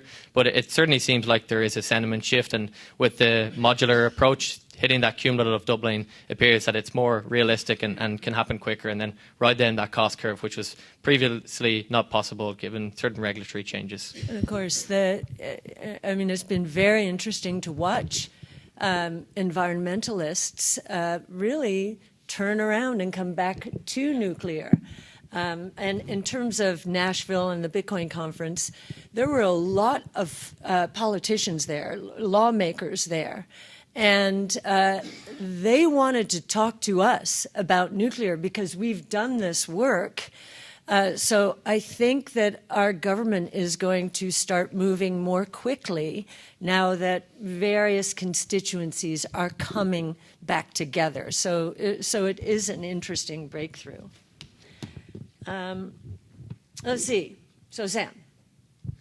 Yeah, so I'll carry off on the Yes. AI Yes. on the AI and power side. This is one of the most frequently asked questions that we get, and not just with AI. AI is what is in vogue right now, but with every technology, we get this question because, as Kathy said, right, more energy leads to a better civilization. So with each exciting thing comes this question. First, I'd say electric vehicles. Everyone asks, but can you charge all of them? Right? Then Bitcoin mining, can you power all of these Bitcoin miners and keep the network secure? And now people are seeing the advances in AI and they're asking the same question. Do we have the ability to power all of these AI data centers? What does this mean for the grid? The grid is old and crumbling. Is this a real problem or not? And the short answer is we don't believe so. It shouldn't be a problem. And to give some context around this, recently, XAI is a company by Elon Musk, and they were able to spin up a data center in a matter of a month. And so previously, you had Zuckerberg out there saying, how are we going to build a 30 megawatt data center? We don't have the power. And so an interesting thing that Elon did was he didn't wait for the grid. So right now, if you build a nuclear power plant and you want to connect it to the grid, it can take up to 4 years. And that has continued to grow. So if you went back 5 years, maybe it would have taken 2 years to connect to the grid. Now it's 5 years. But what Elon did is he said, okay, we're going to take from the grid whatever we can get, but we're going to build generation and use generators that aren't connected to the grid. And so this could be an evolution of distributed energy, and you can build it. And data centers are actually super easy to do this for, because unlike a grid where we're turning on and off lights and you get a peak when everyone goes home and turns on their air conditioner, not here because air conditioners are on 24/7, but in less humid and hot areas. But the data center, you're just running it at a consistent load. And so you can easily build a natural gas plant, a nuclear reactor, potentially solar and batteries to power it all. And if we look at how much power is needed, and I think everyone here knows that ARC is fairly aggressive when it comes to our expectations for future technologies. So our expectation for the demand from AI data centers is, I think, 5 times higher than McKinsey's, so still much higher. We think that you just need to increase the growth rate of electricity production from 2.4%, which it is globally today, to 3.4%. And so, this is a big change if you want to think about it on a percentage basis. So it's 20% growth rate. But then you look at what China's been doing over the past 5 years, and China's been growing electricity production at close to 6% annually, so like 5.7% annually. And in the last year, they installed enough capacity to power our expectations for 2030. And so one of the things that we look for with all technologies is, you can call it an existence proof. So if someone does something, it's possible. It's not impossible. The ability to build this amount of power generation is clearly possible because it was done in 2023, and that's before all of the cost declines of other technologies occurring. Right, and so just, I'm not quite sure so the numbers were 2.7% growth globally now. We expect 3.4% with our very aggressive AI expectations. So not quite sure if we got the endpoints, but that's great. So it wouldn't be fair to talk about energy storage without talking a little bit more about what Tesla's doing. So Daniel? Yep, sure. So maybe before looking at the stationary energy storage side, as our biggest thesis on Tesla is on the autonomous front. And in fact, Joseph, one of our colleagues, brought us here today in Tesla's latest full self-driving software, 0 interventions, no hand on the wheel. And it's very, very impressive. I'd encourage anyone to use it if you haven't already. And I know in service centers, if you want to test out a Tesla, they'll bring you around in it and let you use it. And I think the proof is in the pudding in that regard. But stepping back and looking at autonomy as a whole, today vehicles are used less than 5% of the time. Most people just leave them in their car. They may commute to work through public transport or other means. And Tasha Keeney, another member of our autonomous technology and robotics team, has spearheaded this. But our research suggests that with autonomous proliferation, the utilization could be upwards of 50%.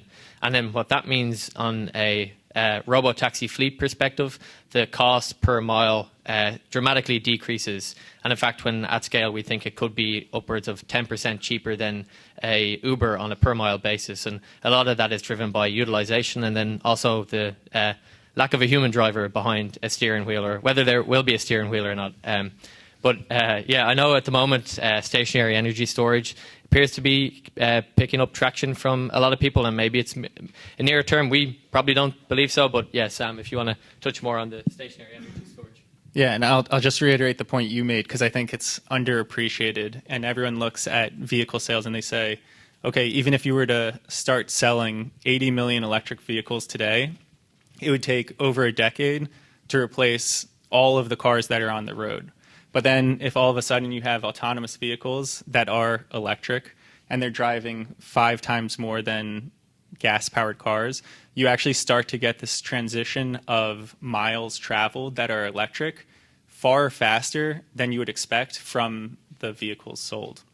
So I think that's super impactful, and we've tied that into oil demand, and Yes. that can cause a peak in oil demand in the next few years if it takes off the way we believe it will. Well, you know, it's interesting. We made the comment, I think it was in 2017 in our big ideas, that oil demand globally is, goodness gracious, this never happens to me, is in the process of peaking.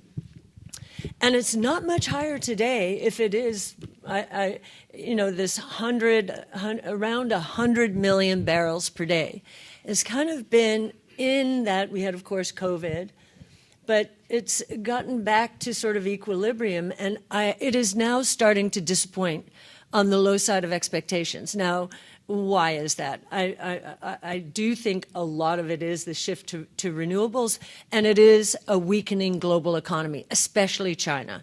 China is under a lot of duress and is trying to shift its economy from sort of the physical to the digital, which is taxing oil demand there as well. So yes, we made that comment, and you know, I mean, I haven't seen the numbers recently. We are still around the levels we were. Well, maybe it was 17 or 19. It was one of those times. So, yes.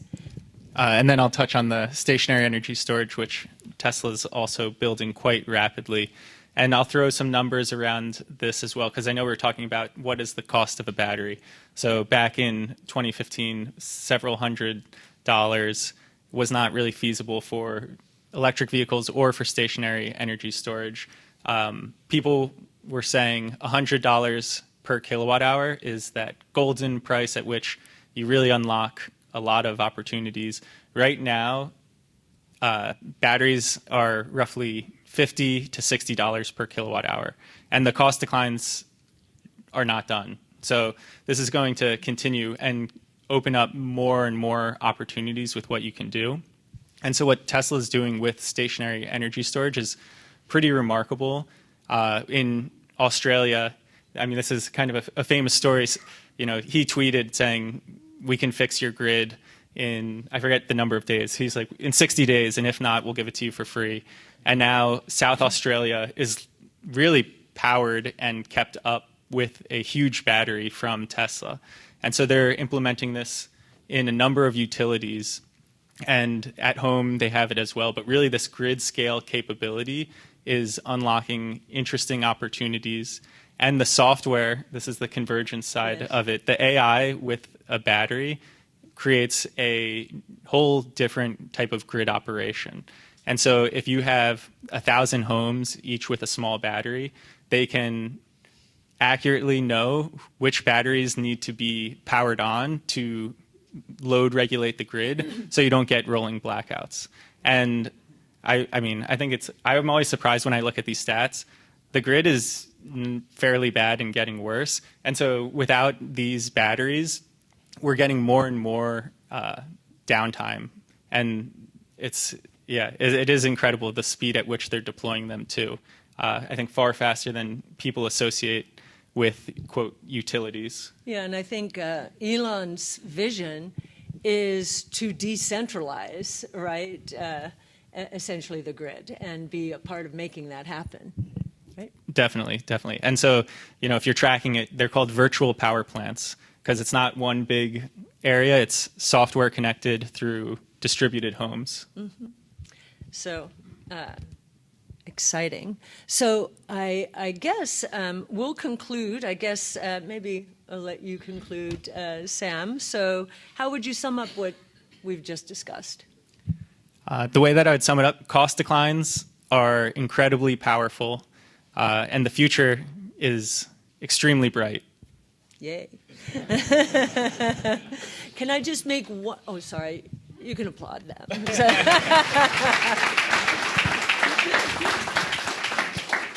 Just on the Uber point, you said 10% lower than Ubers today. Ubers have gotten very expensive. Well, 10x. Okay, I don't think people understood that. So 1/10 of the price. 1/10 of the cost of an Uber is where we think autonomous driving is going to take transportation costs. Go ahead. Yeah, so 1/10 if I misspoke by 10%. And what I would encourage, we publish our Tesla model. It's an open source model, and we put out a blog with it too, and it's available to download, and you can see all of our utilization assumptions. And to correct that, it was 1/10 of the cost of an Uber, which is pretty impressive. Probably understating that. But, So whenever we do one piece of research, it leads to another. So if the cost of transportation or autonomous transportation is going to collapse, many people, if you listen to GM, Mary Barra, I don't know if she's still saying this, she shouldn't, has been saying no congestion. That's absolutely wrong. If you cut the cost of something by 90% or whatever, you're going to get more of it, right? And so that's what took us into the skies. So we've done a lot of eVTOL work, so electric vehicle takeoff landing. Sam's done great work there. We're doing parcel drones as well, so, get the delivery trucks off the road, and Walmart's working with zip lines in our venture fund. So, one piece of research and one breakthrough leads to another. And, innovation solves problems, and that's why we're so excited about it. So I guess any time for Q&A, or are we done? Oh, we've got time for Q&A. Oh, okay. Well, I saw you first. So I've been a Tesla guy since 2013, so I've only once followed it, so really you guys I see you all over the place in Elon's conferences. The one thing you're talking about, I'm also an AI guy, so the thesis that the electrical current required, the power required for all of these new training modules that the same often going around, the training systems, don't you think that's also going to go down in price? Because the inference doesn't take much, right? I mean, obviously, inference is a fraction, especially with some of the chips that are coming out. And that's what people are using. But the training of these new models is it's kind of like Bitcoin mining. So I'm wondering,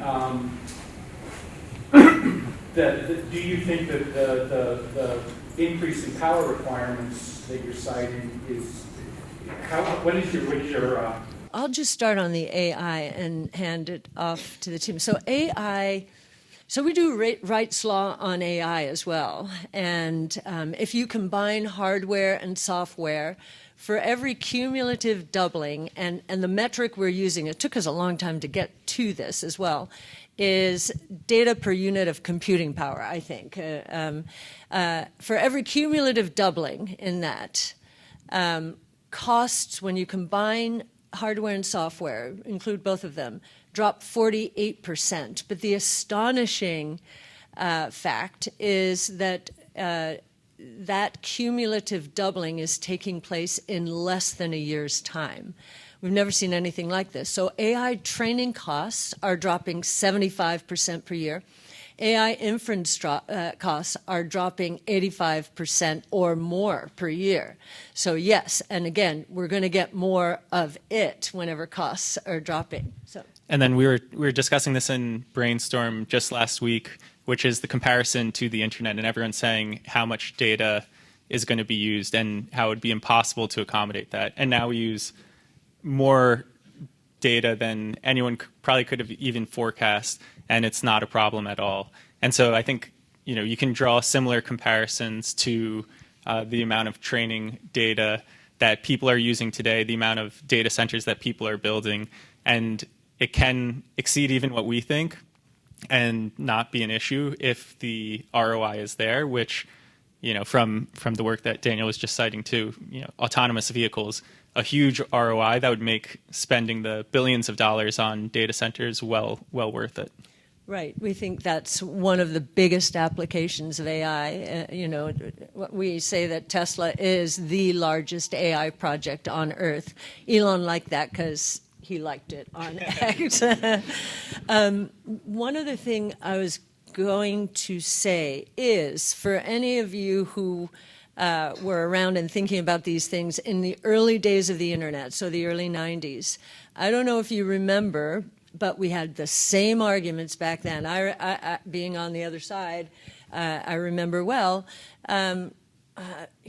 Don't you understand that this thing, the internet, is consuming more electricity than pick your country?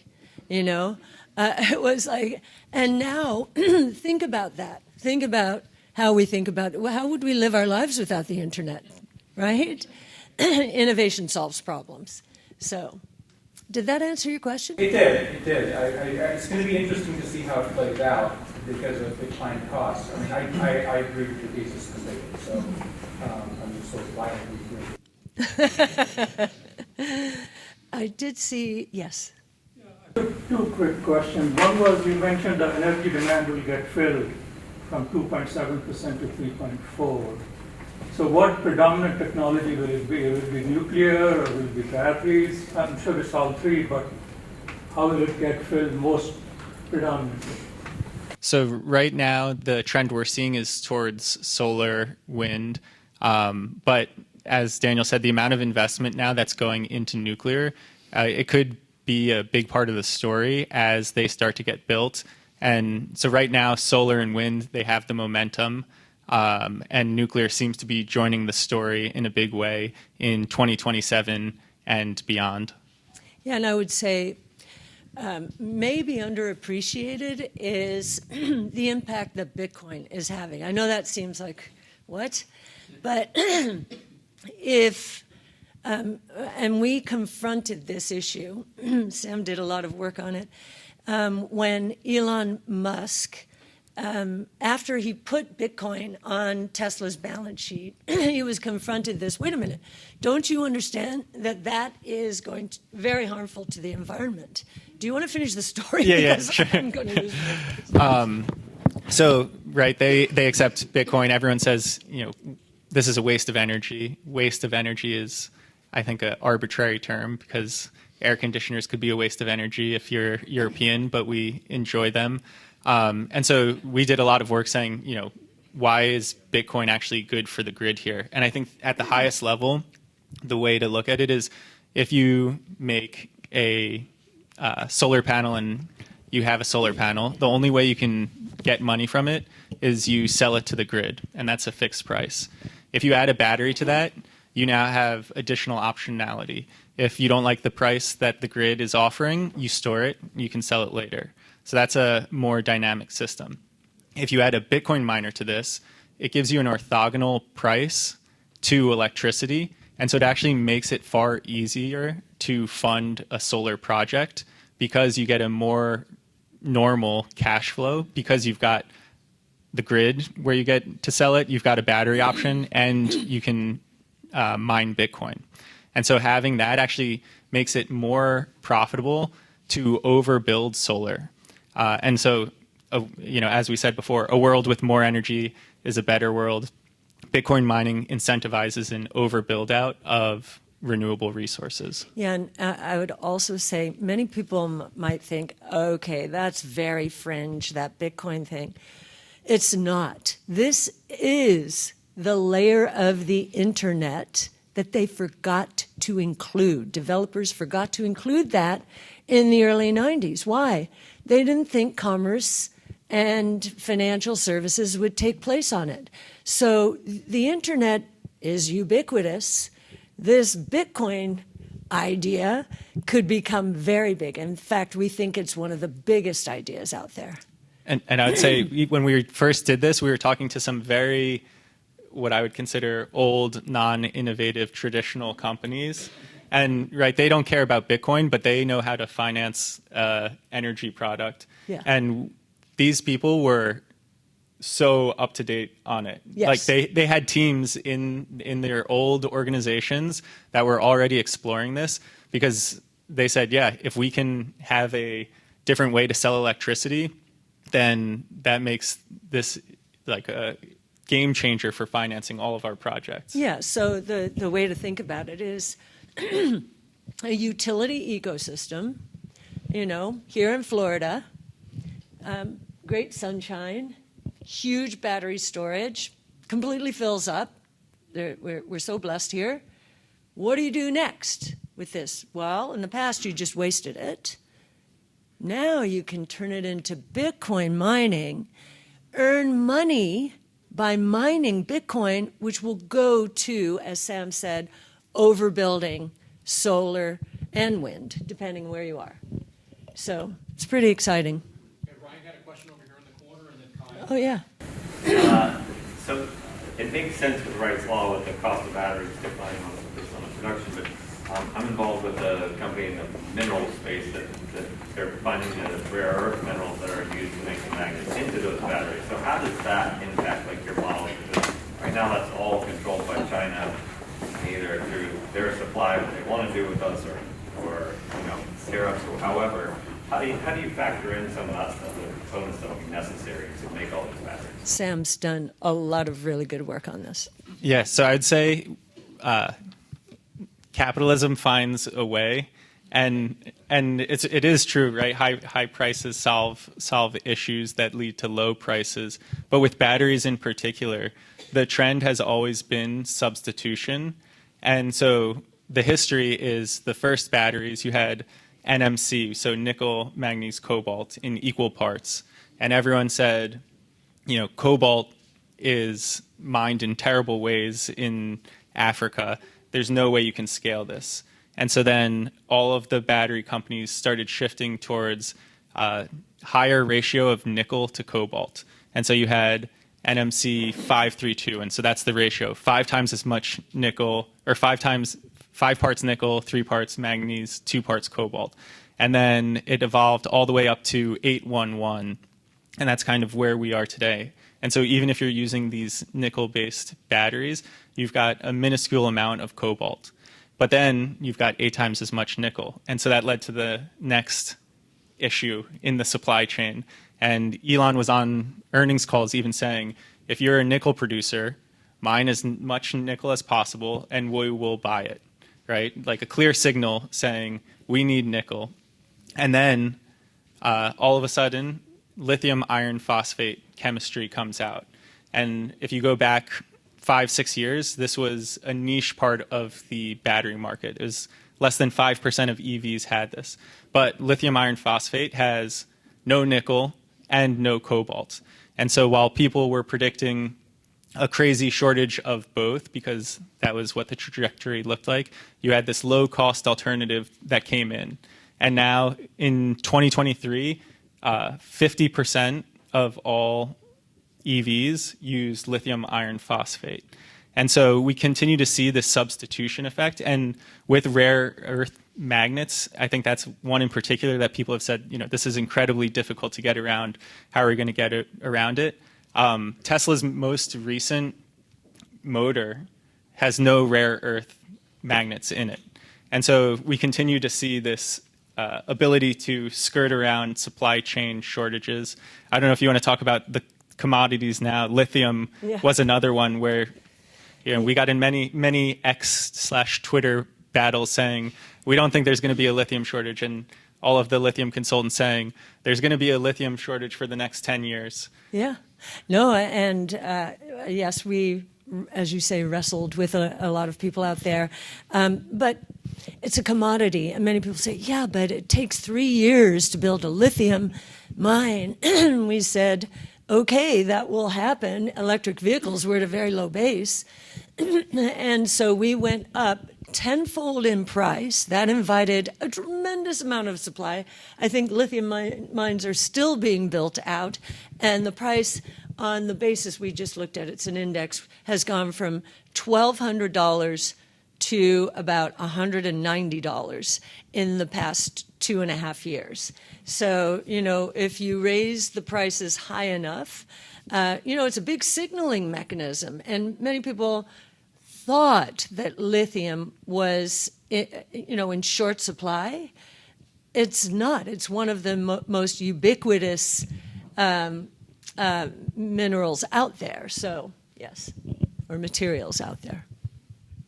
It's kind of a two-part question around labor disruptions, especially with autonomy. I'm a shareholder, so I believe in the long-term vision of ARC, but one is short-term regulation around labor disruptions on these technologies. Do you see that as a risk to mass adoption? And then two, if not, do the costs come down fast enough if there's labor disruptions to mitigate the end consumer?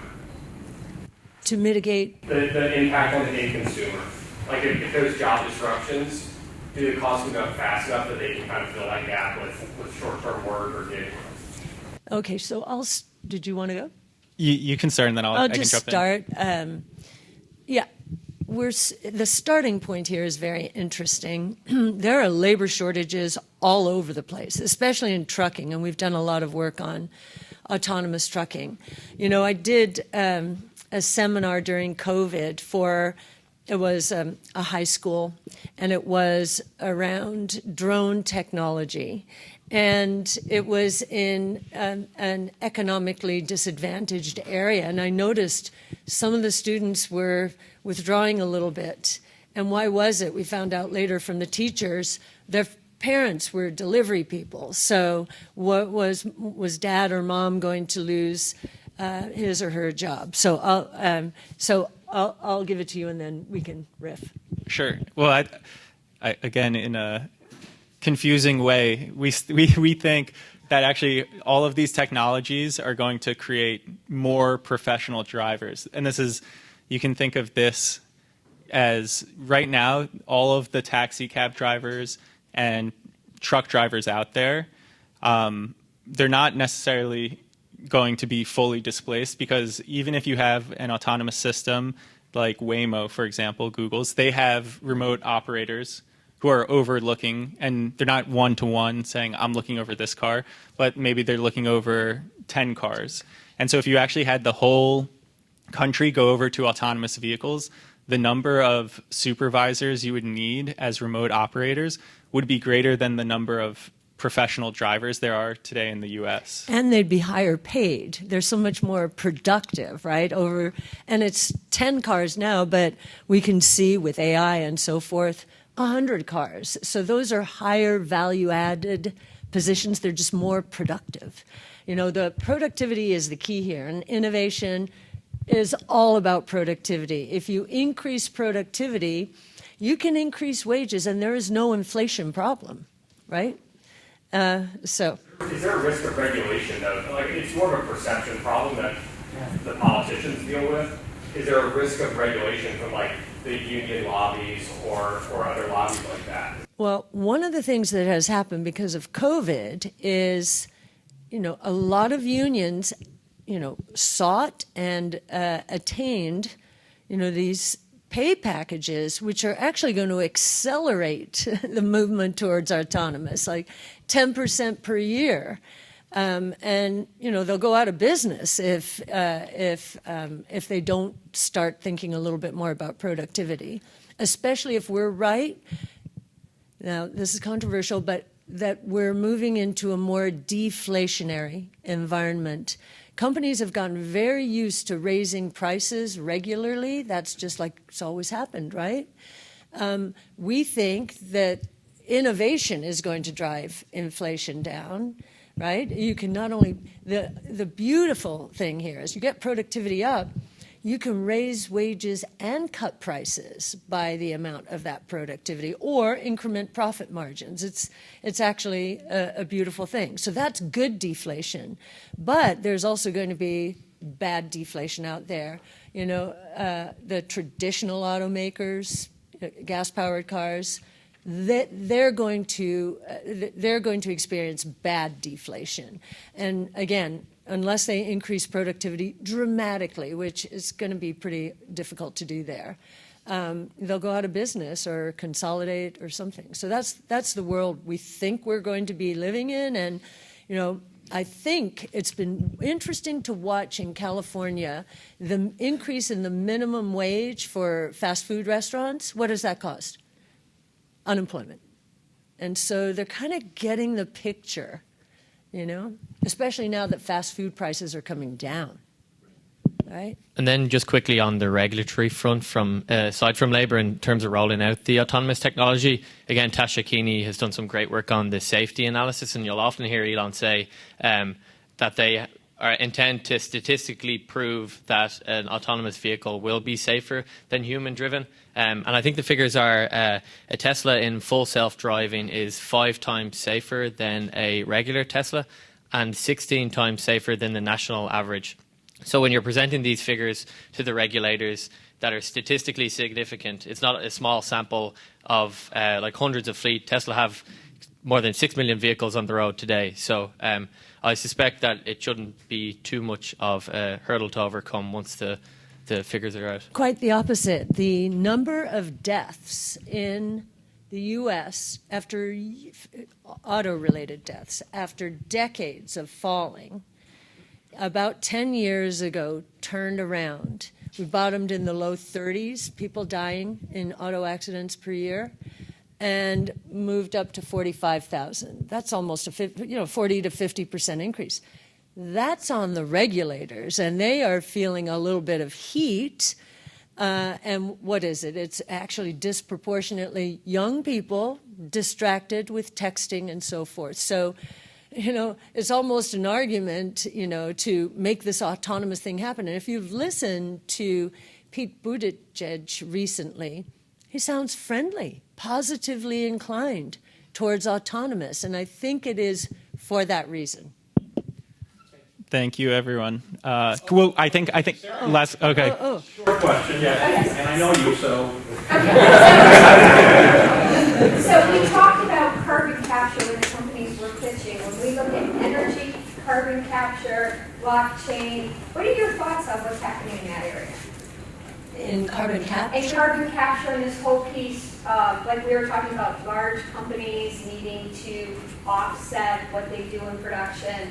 And there's convergence of technology. Sure. And one thing we didn't mention when we were talking about Bitcoin is to watch Exxon put Bitcoin mining machines in its natural gas fields to, instead of flaring the gas or worse, venting it, put it into Bitcoin mining, speaks volume. So as Sam said, many of these old line companies that you wouldn't even think, like they wouldn't be focused on Bitcoin.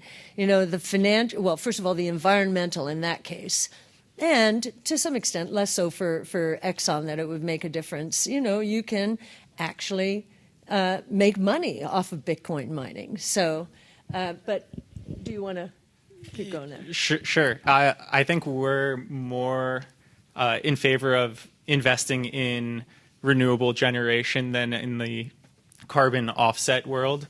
Often that can be gamed in certain ways where it's not necessarily making as big of an impact.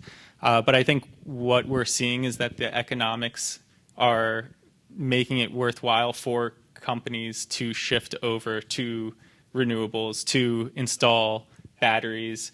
I think really what we will see, talking about the distributed nature of this, is if you have a factory, it is going to make sense for you to have behind-the-meter generation and storage, even if it's just for uptime and reliability. You know, it was interesting. In this space, there was a company called Denbury. I don't know if you've heard of it.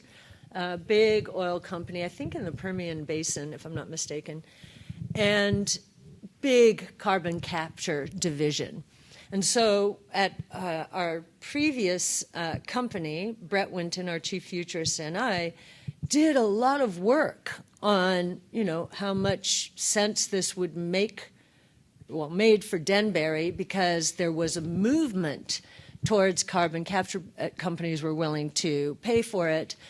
I don't know what derailed it, but Denbury went bankrupt last year, and it may have been COVID and other priorities taking over. So, you know, we've spent a lot more of our time on the renewable space, because for years, when we were doing our solar analysis, we needed to get to a place where we believed companies would be able to make money without subsidies.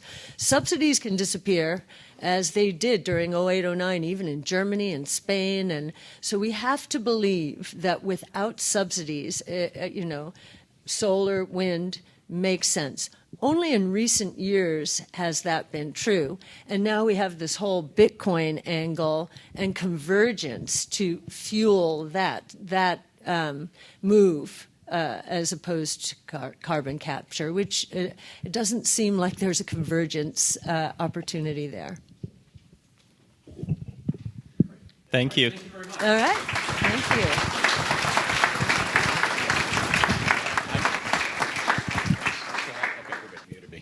All right. Okay. Could I get you three to stay up here and take a picture with the cohort? Bring them on up.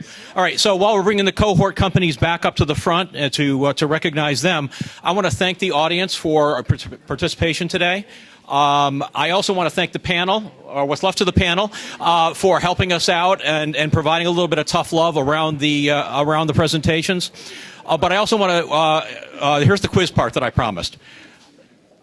My part is not done. These companies are going to keep working, but now I need to leverage the community. I need your help as potential customers, beta testers, maybe investors. These companies can definitely benefit from your exposure, your Rolodex, what you can do for them. So think about the presentations you heard here today. Think about how you can lean into what these companies are doing and help them with the next stage of their journey. With that, thank you very much.